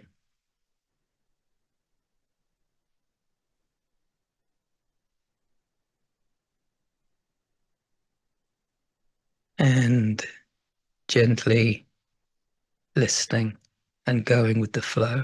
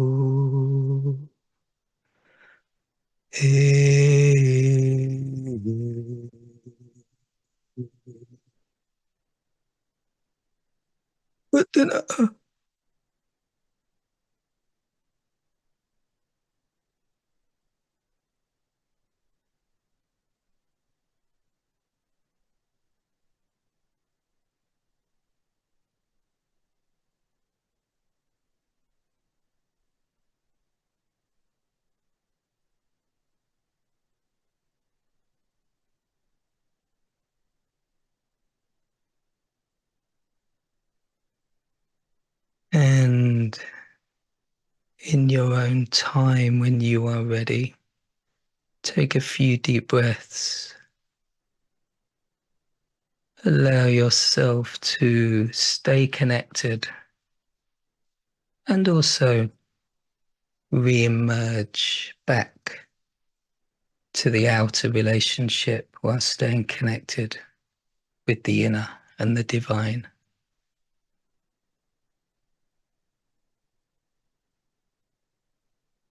Just very gently bring yourself back to the room, to the symposium. And we will transition into our engagement collective session. Thank you.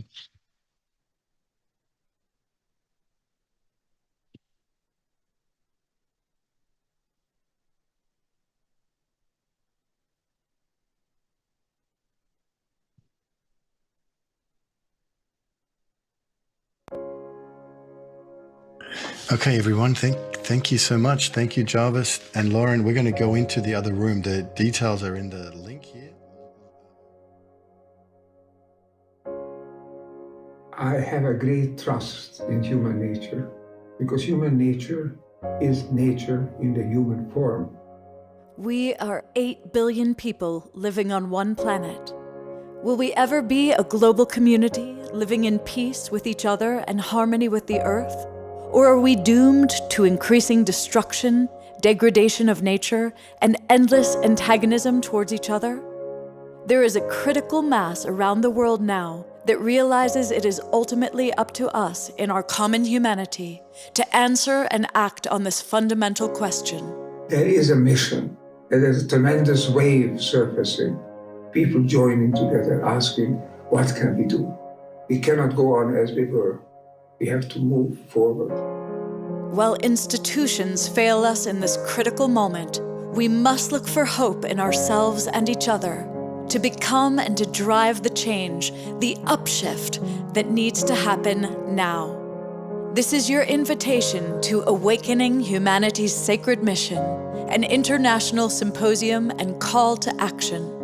This live global online event, initiated by Ervin Laszlo, represents an unprecedented cooperation of global impact networks. The symposium, featuring many of the world's leading thinkers and activists, is free to all and takes place on February 9th through 11th, 2024, across the Lunar New Year. We invite you to join us in awakening to humanity's sacred mission, together as one human family. The time has come. Register for free now, and please share widely. People are already beginning to feel it. There is a great upshift underway today. So join it, because together we can fulfill the sacred mission of humanity.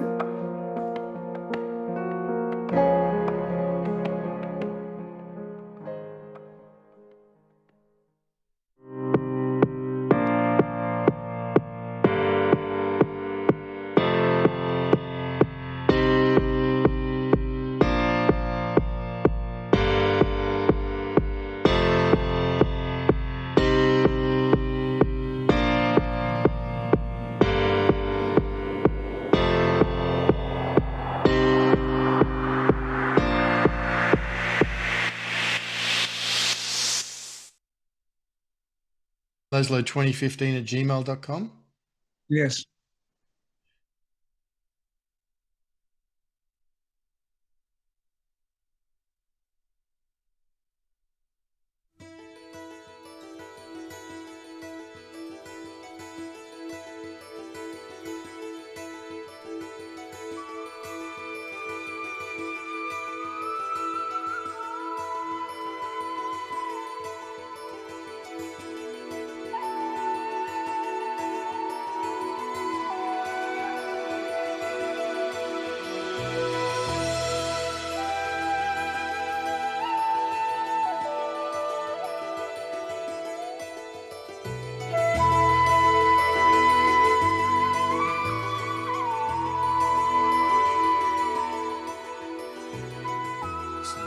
Lauren, our most recent speakers, and we're going to keep an eye out for them as they're popping into the room, as we had to transition there from one room to another, and they bring Jarvis up.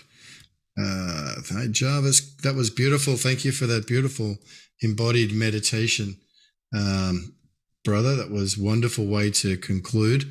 And here we are in the gallery. Hi, Lauren. Thank you for that.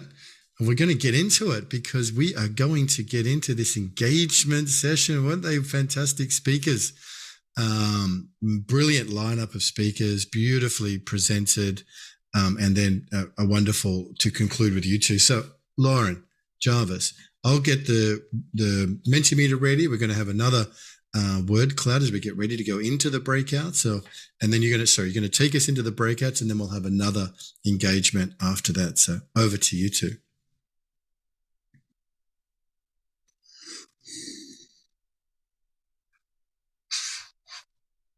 Great. I'm unmuted. Lauren, may I hand to you first? Yeah, thank you. Thank you, Ben, for bringing us over here and getting the engagement kick started here. I think we're waiting for that Mentimeter to be put up. Is that the next step? Yeah, it is. Yeah. So thank you everybody for joining. Those of you that are here. What we wanted to do is obviously using the Mentimeter, because it's a great piece of technology. Ask you all to engage in that, but we are going to be having breakout rooms And there are going to be various questions for the breakout rooms that will obviously come up on the screen as you go into your breakout room. So, Lauren, that's how I understand it. Is that correct? That was my understanding too. Yeah. Do we want to take him? Just quickly, the questions won't be on the screen, but okay. the reporting will be done through Mentimeter. But we're going to go into the breakouts, Jarvis, with the questions that you'd ask people to share with each other. And so if you just want to give people the questions in advance, and then you'll be spun into randomly generated rooms of 3, 4, or 5 people.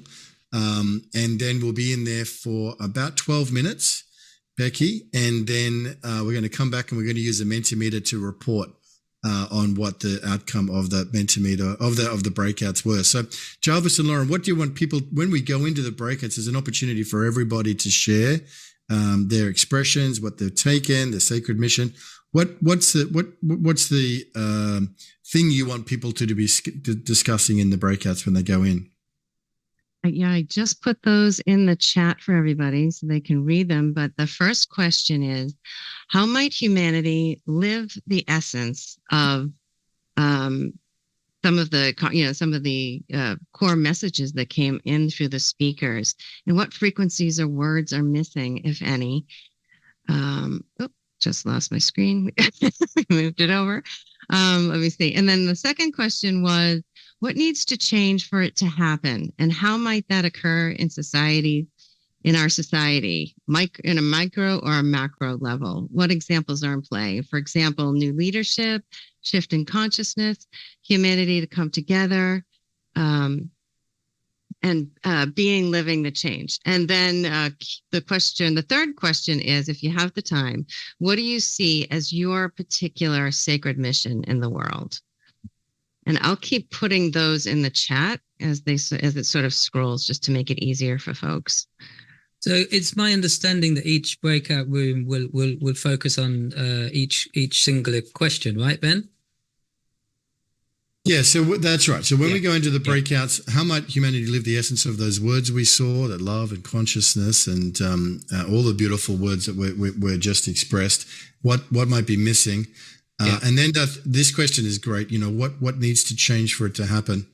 And what might that occur? Now, when you go into the breakouts, if everyone can just self-organize, speak for a couple of minutes each and listen to each other, and then you'll get an opportunity to report back through the reporting tool everything that you've discussed together in those small groups. So again, the question, Jarvis and Lauren, you really want people to answer, how can we live up to these beautiful ideals?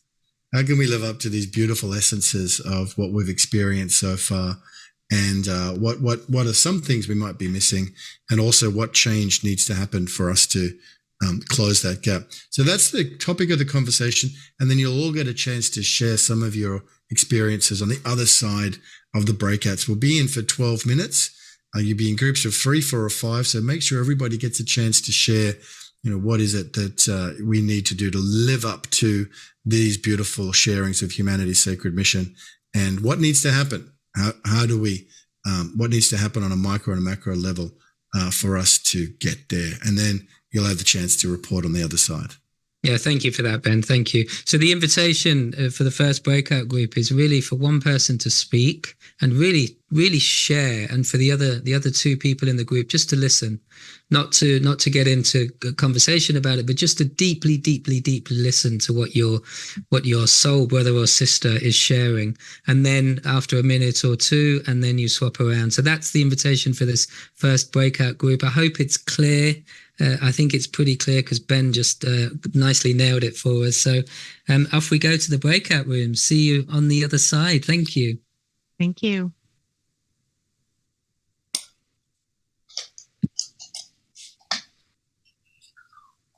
The rooms are now open.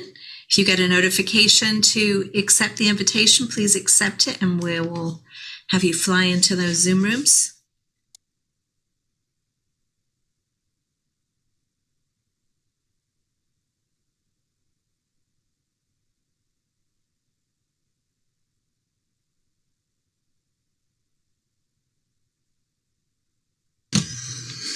I could go into a room, they need me.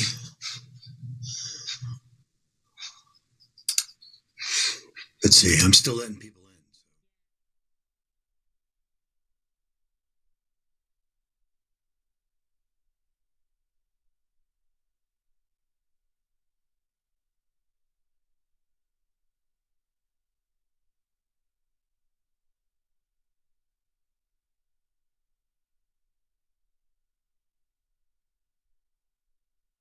You're mutable, my friend. You're muted. We can't hear you. You go to Unity Earth and look at the Symposium 2024, and you can just go straight to register. You get the Zoom link straight away. So it's you'll find it there. And come in and share this engagement session with us. But while people are in the breakouts, Jarvis and Lauren, why don't we have a go? We're still broadcasting. Why don't we have a go at answering this question ourselves?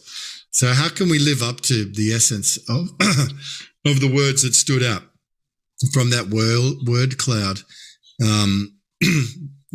Lauren, why don't you kick us off? What do you think?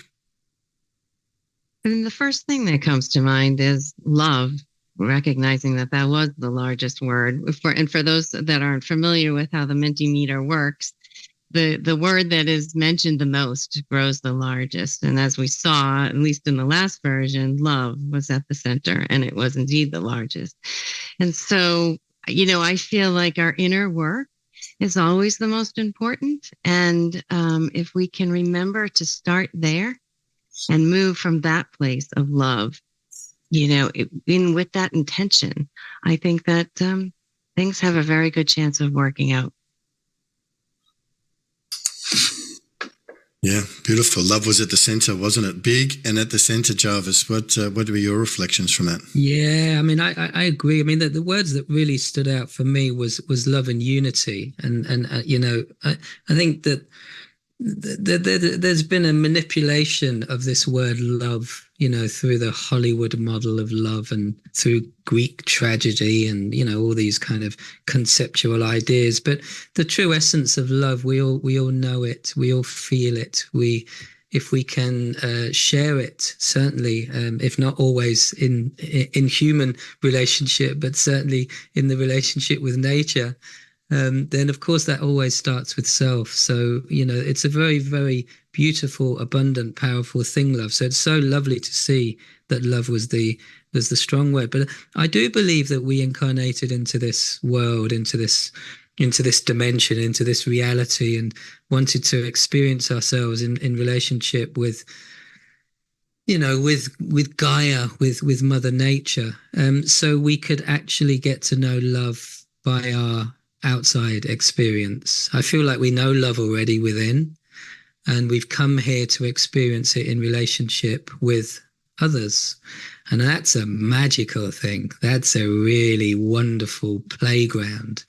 And maybe we are experiencing ourselves right now, perhaps as a species or as a game, which I like to look at it a bit more in fun, is that maybe we've pushed ourselves so far away from it that when we come back to it in unity, in togetherness, in co-creativeness, when we remember that we are all connected and there is no such thing as separation, and when we realign with our natural world and the balance and then the universe, that we might actually offer streams of consciousness that actually help the whole system to evolve, to upgrade, to upshift. Because we've gone so far away, and all we've ever done is try to be love and try to experience ourselves of love, but often through this thing we call pain, or through this thing we call hurt, or through this thing we call disconnection. And perhaps that's where the greatest, most insightful wisdom and sharings have come from.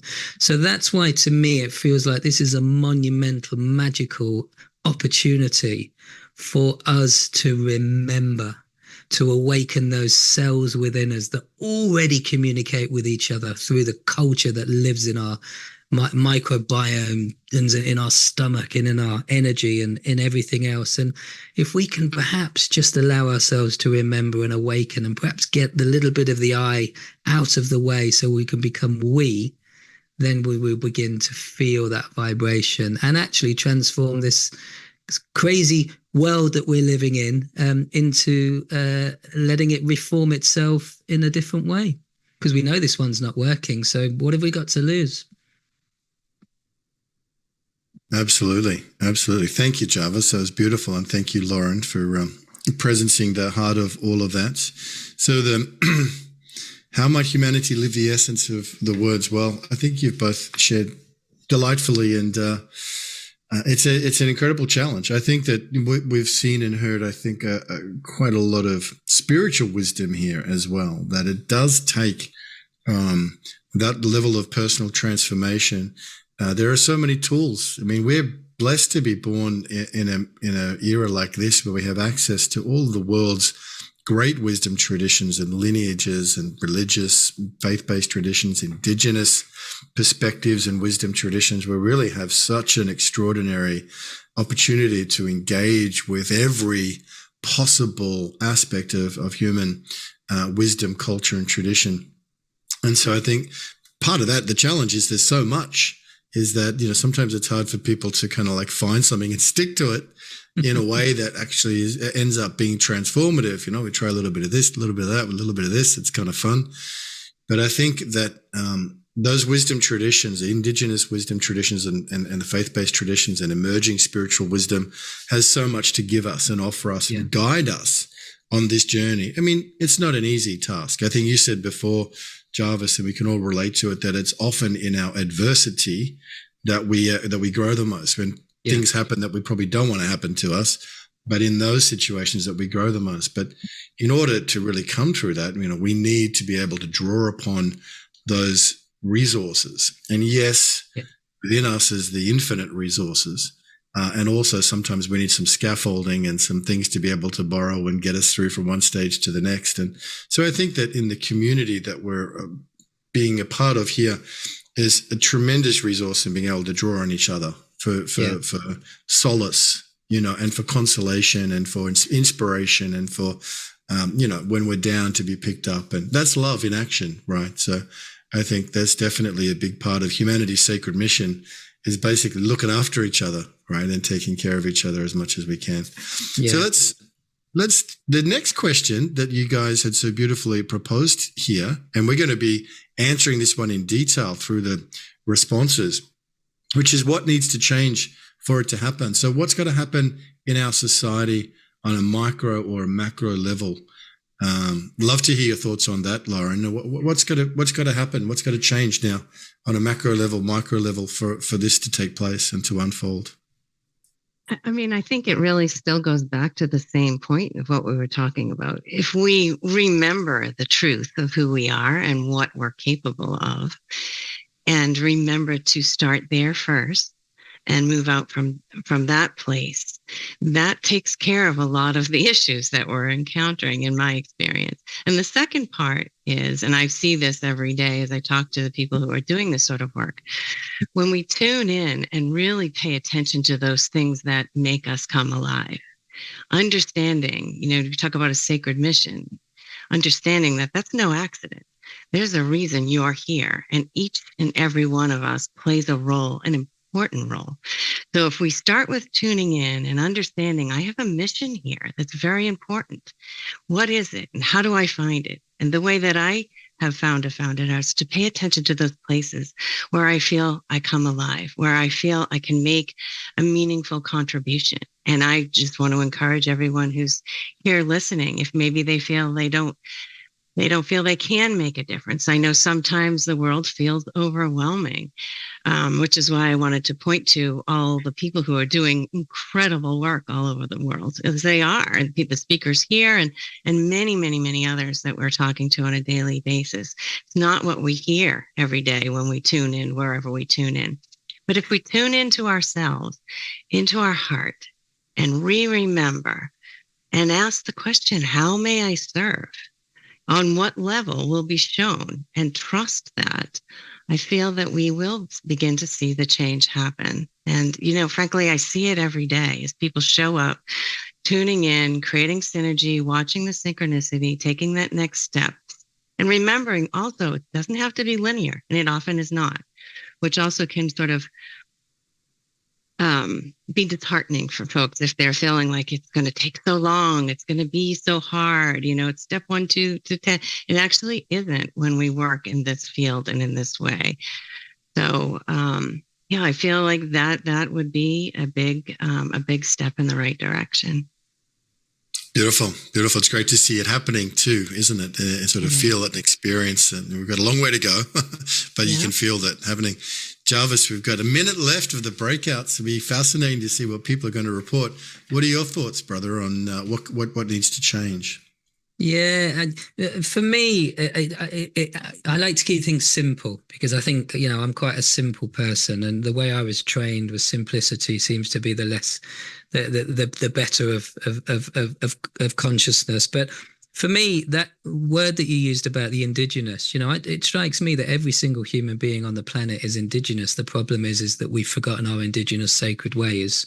We've been born into a system that has given us an addiction to the outside world and an addiction to, a lifestyle and an economy that is now we're seeing is potentially wrecking and causing havoc with our, divine planet that supports us.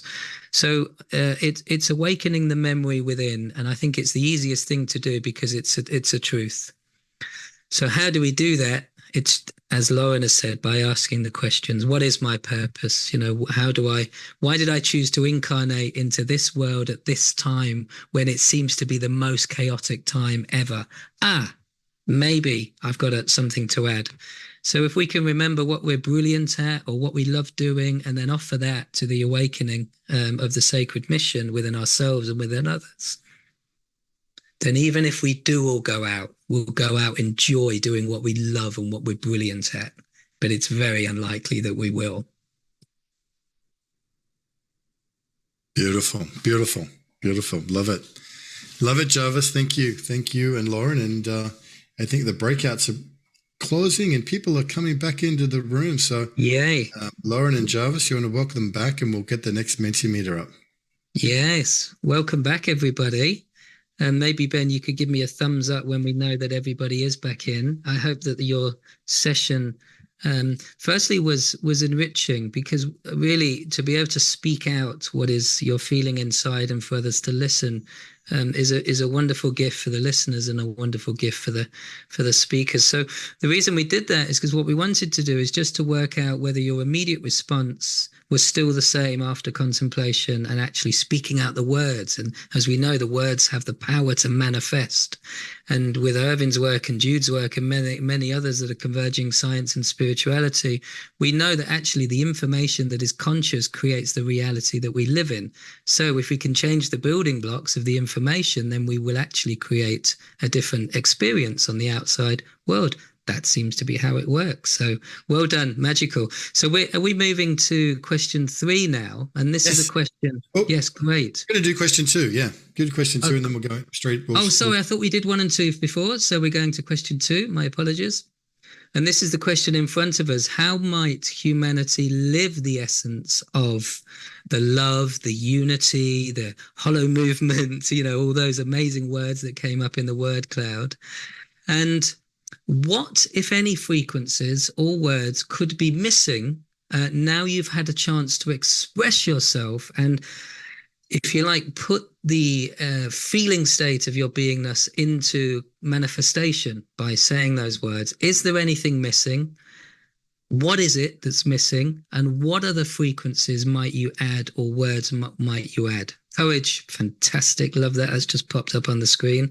So we're presumably in Mentimeter mode now. So please add anything else or build on the words that you've already used. Or if it was as simple as love and unity, then please add those again. We're not asking you necessarily to come back with different words. We're just really asking to whether things have evolved through the exploration of the listening and talking. So it looks as if, so courage is a really interesting one. Alignment, fantastic. I totally agree with that.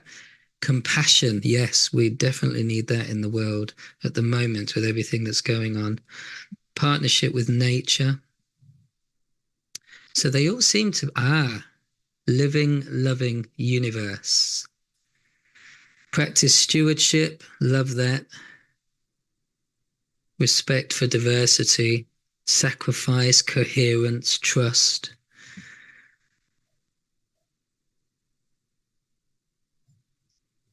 So living, loving universe seems to be our power mantra, or if you like, our central sun in this word cloud. Listening and compassion are close supporters to living, loving universe, which is amazing. Let's see how this evolves.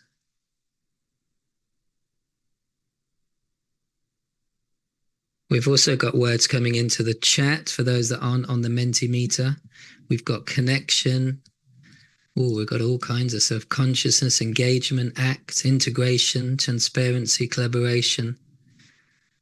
Those of you that are in the chat, if you, maybe we could share the Mentimeter link again. And if anybody would like to add to there we go. So you can click on that and you can add your words, your frequencies, your vibrations, your sense of beingness through the intellect of words into the Mentimeter, and it will continue to grow this reality. Because I believe that if we are putting the intention from our connection within, if we're putting that into the outside, then we are collectively manifesting that. And we all know the power of co-creation.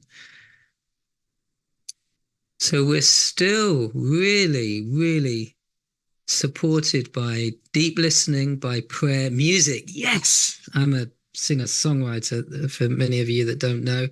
I'm still a signed recording artist. And I've just produced a track called Save the World that's raising money for Greta Thunberg's Fridays for Futures Mapper movement. So anybody that's listening, if you've got Spotify or any of those membership music systems that we use, please go and into your system and save a track called Save the World by Jarvis Smith, and just play it as much as you can, because every time it gets played, 100% of that money is donated to the most affected people and areas through the Fridays for Futures movement. So we've still got, now this is nice because it's evolving beautifully, but we still have a collective central theme of deep listening, of living, loving universe, of co-creation. And then it's surrounded by divine connection, by presence, by empathy, stillness, courage, dance. Yes. It's great, Jarvis. I want to bring Lauren in here just for a moment to see, Lauren, what are you picking up here, Lauren, in this this beautiful creation? Thank you, Ben. Yes, some of the work, I love all of them, though. It's just amazing how many. Presence, deep listening, forgiveness, empathy, prayer. Prayer seems to be growing, which is really beautiful to see for me. Healing, non-locality, stillness, divine connection, and dialogue seems to be growing as well. Co-creation, dance again. Dance is growing. That's my favorite. It's like nothing's wrong in the world when you're dancing. Right? Am I right? You are. Joy popped right into the center there when you said that. There you go. I mean, this is amazing because this is actually, this is a visual example of how our thoughts create, right? This is brilliant. Now, there's one more question, which people are going to have a little bit more chance to write a little bit more, which is what they experienced in the breakout about what needs to change on the macro and micro level for us in order to. And by the way, we just, I saw Ervin Laszlo has joined us here in the participants room. So we want to welcome you, Ervin. It's great that you made it in. We definitely want to hear from you before we close today. But shall we go, Jarvis and Lauren, to the next question, where people will have a little bit more opportunity to share their thoughts and what they heard and what they shared in the breakouts? Yes, please. Okay, let's do it. All right. So what needs to change for it to happen? It to happen, the shift, the consciousness rising, the humanity's sacred mission being fulfilled. How might that occur in a society, micro and macro level, local, global? what examples. There are some examples that they put in there, like new leadership, shift in consciousness, greater unity. We've sort of some prompts there, but we really want to hear as we go to this next question. It's the same. It's if you go to next question, it should actually refresh for you. But if you go to the QR code again, and you can already see people are starting to fill this in. It's the same link in the chat, but I will put it back in again just so it's top of there for everybody. And let's just spend 3 minutes. Let's just spend 3 minutes, filling this in together and see what emerges. Then we can reflect on it. It was such a beautiful word cloud. This one will be a little different in the sense that it's going to be a few more of a phrase that's coming in. And Lauren and Jarvis, feel free to call out what you see coming in. Will do.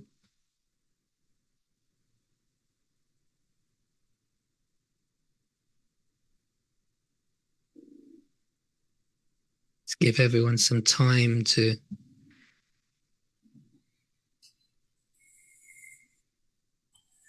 Embodied awe. I like the sound of that. Ben, I don't know if we're seeing the word cloud appear on the share. No, I'm seeing the sentences. This is not so much a word cloud as phrases. It's phrases. It comes up as phrases. Okay, got it. Because this is open-ended. And then when we, in a minute, we can group the responses and see what the AI does with it.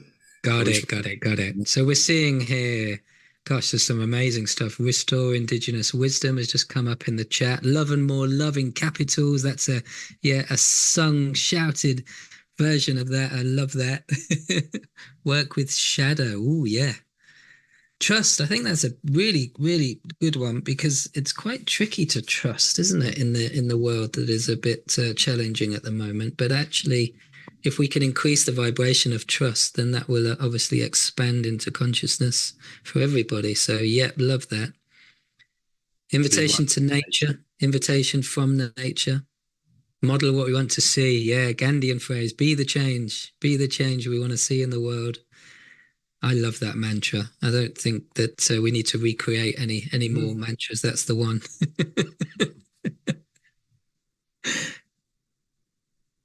Yes. Beautiful wisdom. Embodying the sacred. Love that.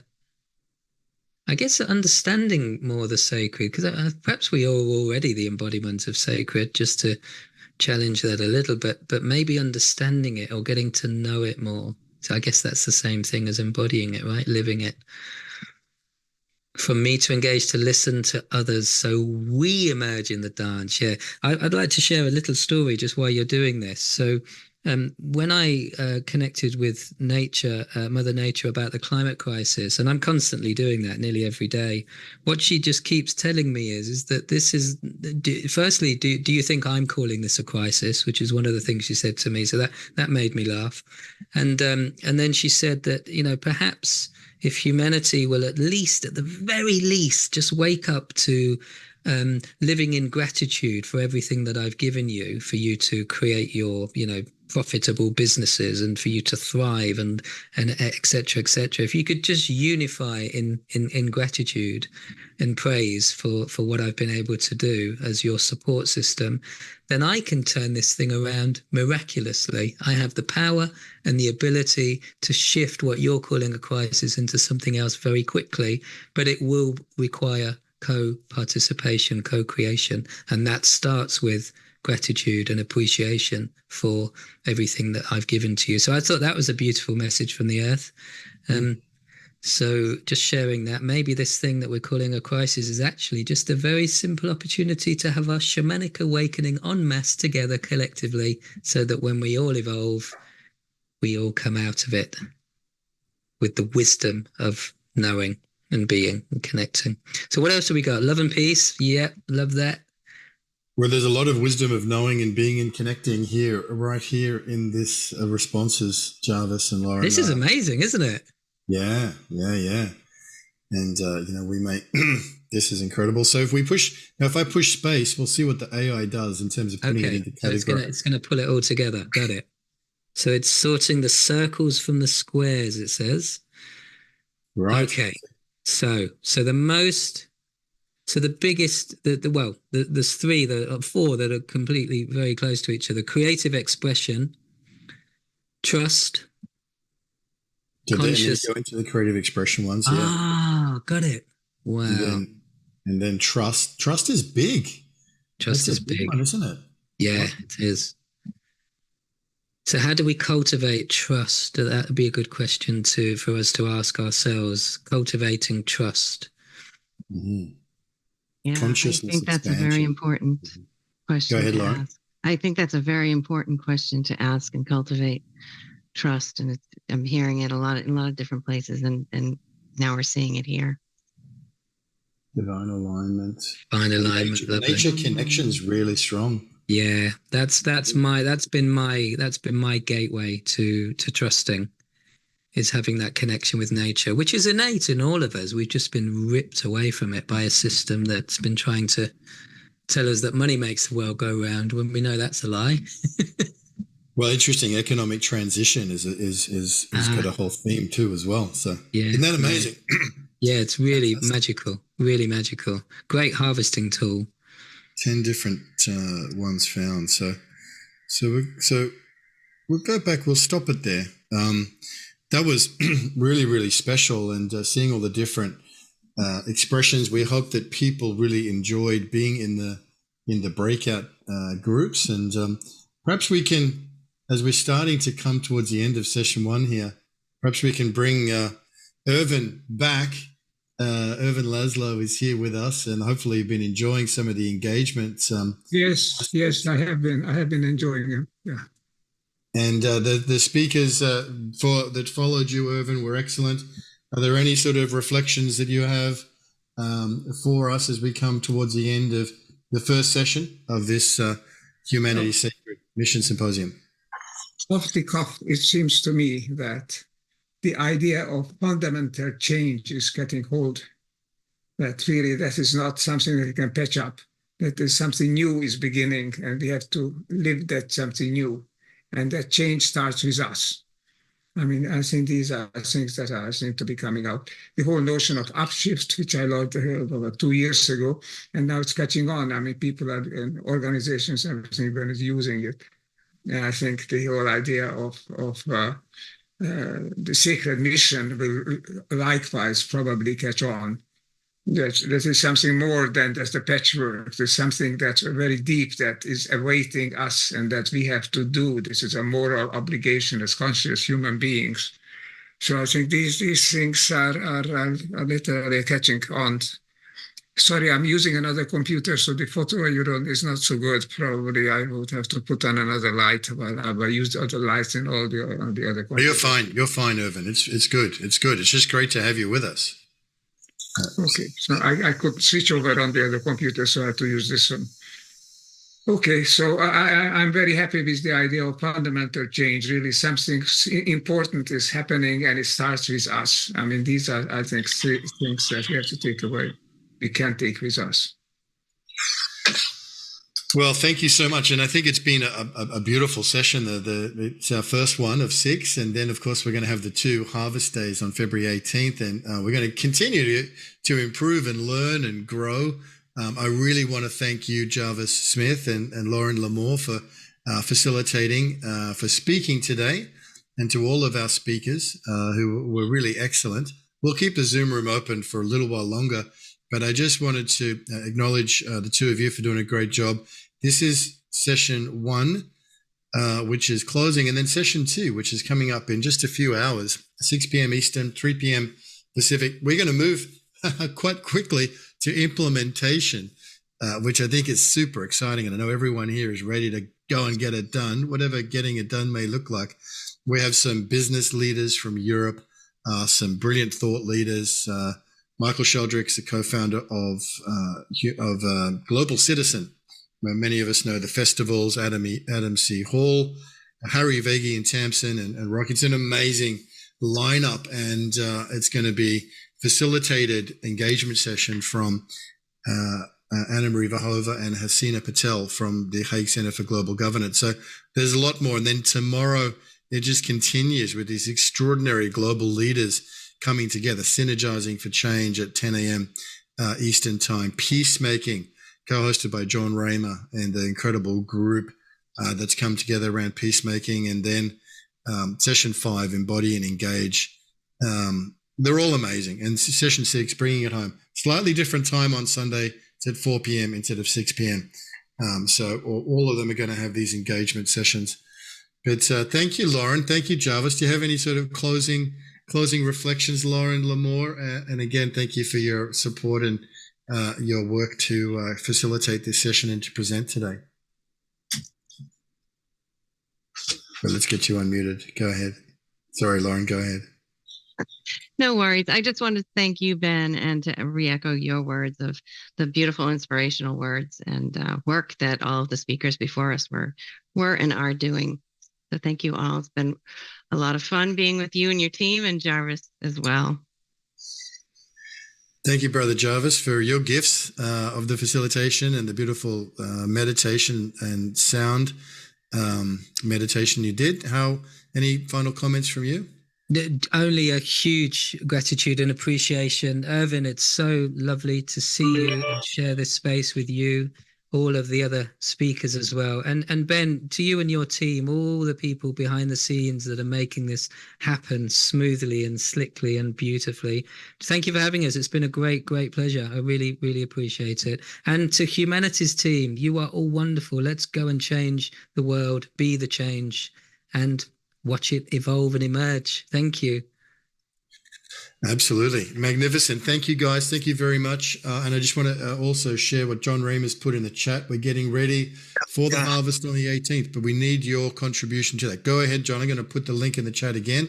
I mean, we've got 150 people here. This is important, given the urgency of our situation. I don't want to run away. No. Go for it. Everybody knows what's going on here. That we've got 5 more sessions, and then we got a pause of a week to really reflect on what is being shared in new creative ways. It was beautiful what you, Lauren, and Jarvis and Ben just created there and what we all did. So in addition to the real-time feedback, we want to get some reflective feedback. And you don't have to answer every question that's in this survey, but we are suggesting for each session, if you're participating in all 6, fill out that survey to inform our awakening. That's the session on the 18th. And we don't know where we're going to be on the 18th and what's possible between now and then. So just encourage everyone to play full out now. If not now, when? And if not us, who? So. Okay. Thanks. I really appreciate this. This is amazing. Let's dance with the planet and dance with each other, okay? I love that. We need some music. Game on. All the best. That's great. All right. The form is in the chat. Thank you, everybody. Dance with each other. Dance with the planet. We can stay talking for a long time, but we got 3 days of this, and then we got the harvest. So most importantly is we want you to come back. Becky Suzik, thank you.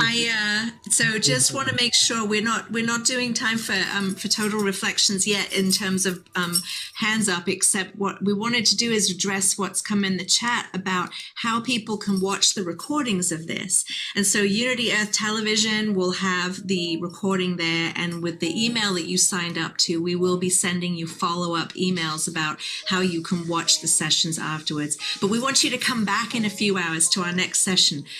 We're really excited, and also join us tomorrow morning again at 10 a.m. Eastern for these amazing sessions that are coming through. So watch your email, use the same link to join us that you joined us today. Invite your friends and family. Let's grow together. Yes. Awesome. Good day and good night, everybody, and see you tomorrow. Thank you, Ervin. We have launched. Thank you so much. That was amazing. Thank you, Jarvis. Thank you, Lauren. Thank you, John. Thank you, Becky. Thank you, Hubcast. Thank you, Irina Morrison. Thank you, all of our partners and sponsors. Oh my gosh, there's a lot of hearts and hands that have pulled this together. We're off to a good start.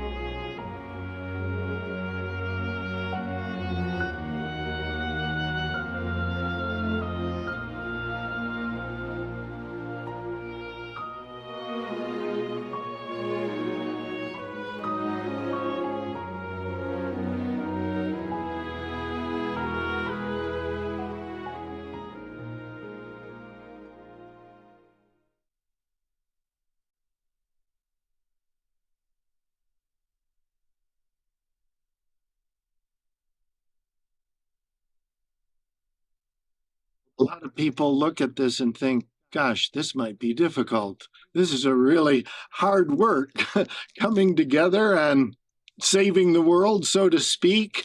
That's not for me. That's a big job. Actually, it's all quite the contrary, because what does give us a sense of hopelessness or despair or uselessness is the thought that we can't do anything, and we put our own self-imposed limitations on everything we do. But once we flip that switch and we begin thinking, yeah, this is the way nature and the universe works. This is the flow of the whole movement. This is the reason that 14 billion years of evolution have taken place to get us to precisely this point. And when we begin to think in those cosmic terms, that something's been going on for nearly 14 billion years to bring us to this point, and maybe even the crisis on the Earth today is there to motivate us, to trigger this. And as it was once said, there's nothing more powerful than a great idea whose time has come. And this is the time, and it's a good idea, because what's better than coming together as one humanity, working together, locking arms, sharing our experiences. And then suddenly, not only is that not hard, it becomes increasingly easier as we work with more people, we get more ideas, we share the burden, and it's not a burden any longer. It's just a joyous, beautiful path forward with increasing opportunities, creativity bubbling up from the dialogue between us as sincere human souls opening up to each other and exploring the way forward. So it's not hard work, it's blessed work. It fulfills us all, and it brings us to understand the purpose for which we were born.